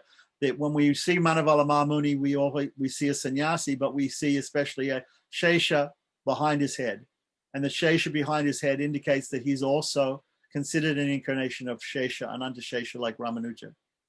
So this is where it comes down to. This is where it comes down to here. So this is only a little bit of one Guru Parampara. This is not all Guru Paramparas, and this is not, but you can see that Ramanuja had these different Paramparas for different shiksha, different things. So he had Paramparas for learning Ramayana, for learning the esoteric meanings, for learning the mantras themselves and getting initiated, for learning the Divya Prabandham Tiruvai Moli, for learning different things. He had different Paramparas. And it all comes down to this. So that's just a little bit about where it was. But that was because of your question about that story. That story is that the Lord himself had to come into the mind of Tirukostya Nambi and say to him, you must give the esoteric meanings to Ramanuja. He deserves to be given these esoteric meanings because he is going to propagate Sri Vaishnavism all over the world. And therefore you have to give it to him. And so he obeyed the dream and he gave it to him on the 18th time that he came. And then, as I said, then he went and told all the secrets to everybody. Ramanuja, nice story. Thank you. Yeah. Very nice. Sorry to be a little long-winded, but I want everybody to be clear on all these things. I will show you one more thing here, just to show you the Parampara in full. This is the Guru Parampara shown by the Tenacharya Sampradayam, not by the Wadagalais. But we have a thing. It's called Oranvali Guru Parampara. Oranvali Guru Parampara. What does it say here? It says, the Sri Vaishnav says down, exalted Oranvali. Oranvali means in the form of a garland. A Guru Parampara is not usually in the form of a garland. A garland is round. A garland is connected at both ends, correct? Right? When you make a garland and then you tie it together, so it wraps around the person's neck, a garland of flowers. So a garland is usually a circular, right? So Guru Parampara is not usually circular. It runs from the Supreme Lord down to us through our lineage of gurus and teachers, right? So it has a beginning and it has an end with us, right? And it continues on, right? But this Guru Parampara, the end goes back to the beginning. So I'll explain that in a second here. So here it is, right? So if we look down the side here, the right-hand side, we see Sridhar. Sridhar is a name of Sriman Narayana. Shri, Mahalakshmi, Vishvaksena, Sadakopa. Sadakopa means Namalwar. It's the Sanskrit name for Namalwar. Namalwar is Tamil, Sanskrit, Sadakopa, right? Natamuni, Pundarikaksha, Rama Mishra, Yamunacharya, Mahapurna, Ramanuja, Embar, Parasara Bhatta, Nanjir, Nampillai, Vadakatira Vidi Pillai, Pillai Lokacharya, Tiravai Moli Pillai, Manavala Mahamuni, and then again back to Sridhar. From Manavala Mahamuni back to Lord Narayana. And that is because when Manavala Mahamuni was giving lectures in Sri Rangam, I'll explain this in a minute, that Lord Ranganatha himself appeared in the form of a boy and prayed to Manavala Mahamuni and gave the pranam mantra or taniyan of Manavala Mahamuni, Shri Shaileta Jayapatram Dibhaktyadi Gunanavam Yatindram Paravam Bande Rami Jamata Ramunim was written by or composed by Lord Ranganatha himself, saying that Manavala Mahamuni is my acharya. Okay, so if we start here, if we look at the top here, we've got Lord Ranganatha. Lord Ranganatha is the Supreme Lord. He's the Supreme Personality of Godhead. And so there's Periya Perumal, the big Lord, lying down, and the little Lord standing up, Nam Perumal, the Utsava Murti of Lord Ranganatha, right? And then if we go over here to the right, we go clockwise. We always go clockwise. That's auspicious. We come to Sri Ranganayaki. So here it says Sri Ranganatha is first. He's called Periya Perumal. Periya means big, the big God, because he's 18 feet long, 9 meters long. He's lying down Sriman Narayana, in Sri Rangam, which is the number one Divyadesham of all 108 Divyadeshams. Okay, so here above it says it's got Shankachakra Tilak and Hanuman and Garuda, right? Garuda is called Periya Tiruvadi. Hanuman's called Shirya Tiruvadi. Periya Tiruvadi means the big servant at the feet of the Lord's feet. And Shirya Tiruvadi means the small servant. So Hanuman's considered the small servant at the Lord's feet, because in Sri Vaishnavism, Garuda is considered to be more important servant of the Lord than Hanuman, right? But in Madhvaism, it's the other way around. Hanuman is more important than Garuda, but they're both important servants of the Lord, okay? So above here, at the top of each page, traditionally Sri Vaishnavas put the word Shri at the top of every page in Tamil. Now, Smartas will put a symbol which means Ganesh, but Sri Vaishnavas will always put a symbol which means Shri, right? Mahalakshmi at the top of the page. Then we put the Lord's Tilak, which represents his footprints, and Mahalakshmi as the red part in between, with the conch on the right side, left if we look as we look at it, and right Panchajanya, the conch, representing the action and the knowledge of grace or mercy of the Lord, right? So we have the Garuda and Hanuman, right? So underneath that it says Alwar Emberamanna Jir Tiravadi Galesharanam. This you'll hear only by stated by Tengalai Sri Vaishnavas, because they use the word Jir here. Vedanta Deshika was a grihasta. He didn't take sannyas. So you won't hear them talk about Jir unless they talk about the Jirs of the Vadagalai Sampradaya. So you will hear only the word Jir, meaning Manavala Mahamuni. So Alwar means Nam Alwar. Emberamanar means Ramanuja. Emberaman means God, means Sriman Narayana, but Emberamanar means Ramanuja. So Alvar Emberamanar Jir Tiruvadi Galesharanam. Tiruvadi, Adi means the beginning with or etc. in Sanskrit. So Tiruvadi is the feet of someone. Tiruvadi, somebody's Tiruvadi. If we take shelter of the Tiruvadi, if we bow down to the Tiruvadi, we're bowing down to the divine feet. Tiru means divine, and Adi means feet. So Tiruvadi Gale is just plural, and Sharanam again means I offer respects, I surrender to or take refuge of. So this is very common for Tengalai Sri Vaishnavas to say. They say Alwa Emberamanna Jir. I take shelter of the Alwars, of Ramanuja, and of Manavala Mahamuni. That's what it means. Alwar Emberamanna Jir Tiruvadi Gale Sharanam. When we heard the recordings of that Sri Vaishnava, when he was speaking about Sri Vachanabhushanam, he would always say this at the end of every lecture. He would say, Alvar Emberamanna Jir Tiruvadi Gale Sharanam. Yep. Okay. So then Ranganatha has transmitted the mantras to Ranganayaki, Periya Pirati. Periya Pirati means the big goddess, the biggest goddess. In Sanskrit, Maha Lakshmi, right? Maha means big, right? So the biggest goddess, the main goddess is Sri Ranganayaki in Sri Ranganatha and Ranganayaki in Sri Rangam. If we go down here, we get Vishvaksena. It says Vishvaksena in English. In Tamil, it says Sinai Mudaliyar. That's the Tamil name of Vishvaksena. This is the Guru Parampara from Narayan to Lakshmi to Sinai Mudaliyar or Vishvaksena. Then the next person to Namalwar. Namalwar is also called in Sanskrit Sadakopan, right? Next person after Namalwar is Nata Muni. Nata Muni, I told you the story of Nata Muni, how he got the Alwar's prayers from Namalwar, right? He's also called Sriman Nata Munigal, right? Nata Munigal in Tamil, Nata Muni, right? Then we have below Nata Muni, we have the next person. Remember I told you there's Yamunacharya, is the grandson. This person down here, Yamunacharya, right, or Alavandar in Tamil, is the grandson of Nata Muni. But there were two acharyas in between, Pundarikaksha and Rama Mishra. Pundarikaksha is also in Tamil called Uyakonda.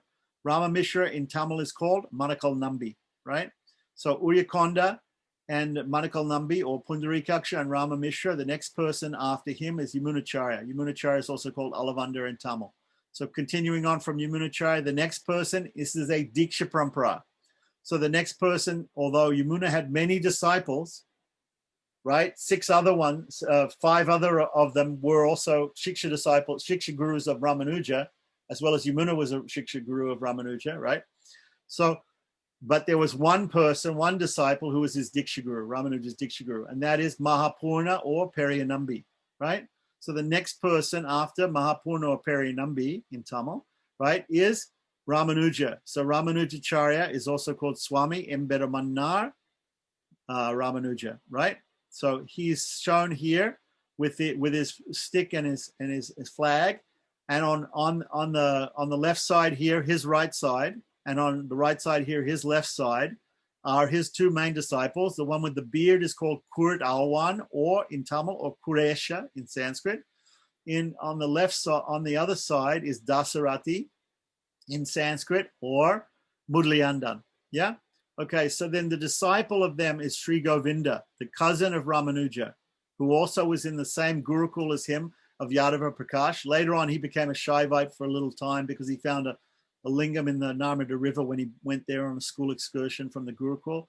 And but then later on was converted back to Vaishnavism. And his Tamil name his Sanskrit name Govinda, and his Tamil name Embar. He was also a sannyasi. His disciple, this is a Diksha Parampara, his disciple, Parasara Bhatta, also known in Tamil as Sri Bhatta, Parasara Bhatta, one of the sons of this person down here with the beard, Kurat Alwan, the major disciple of Ramanuja. So Parasara Bhatta and Vedavyasa Bhatta. We can note that that present person of Swami Vishwananda, who has his thing, he got initiated from the lineage of the brother of Parasara Bhatta, Vedavyasa Bhatta. So there's still in Sri Rangam, there's still a guy who lives in the northern Uttara street who is a direct descendant from Vedavyasa Bhatta, the brother of Parasara Bhatta, who initiated that Swami Vishwananda. So even though Vishwananda doesn't really follow properly Sri Vaishnavism. But anyway, so the point is, okay, so if Parasara Bhatta was the next head, he was the next head of the Sri Vaishnavas in Sri Rangam. Then from him, his disciple was Vedanti, Sri Vedanti Jir. His other name was Nanjir, in Tamil Nanjir, Vedanti, right? So his disciple was Kaliyavri Dasa, right? This person was Nam Pillai. He's usually called Nam Pillai, right? He was the first one to write down the esoteric meanings on the order of Vedanti Jir or Nam Pillai, Nanjir, his teacher. Then comes Krishna in Sanskrit, in Lokacharya, Vedanta, Vadakatiravidi Pillai, Vadakatiravidi Pillai, called Sri Krishna. His name was Krishnadas, right? But his other name was Vadakatiravidi Pillai, was a disciple of Nam Pillai, right? So then we have Sri Lokacharya, or Pillai Lokacharya in Sanskrit, Sri Lokacharya, right? Whose Mumuksupadi we're studying now, and Sri Vachanabhushana we studied before, right? So now we're going to, his disciple was Sri Shailesha Swami, right? Tiruvai Moli Pillai. His other name is Tiruvai Moli Pillai in Sanskrit. In Tamil. His Sanskrit name is Sri Shailesha Swami. His disciple was Varavara Muni in Sanskrit. Varavara Muni in Tamil is Manavalama Munigal. So Manavalama Munigal is the Tamil name of Varavara Muni Swami, right?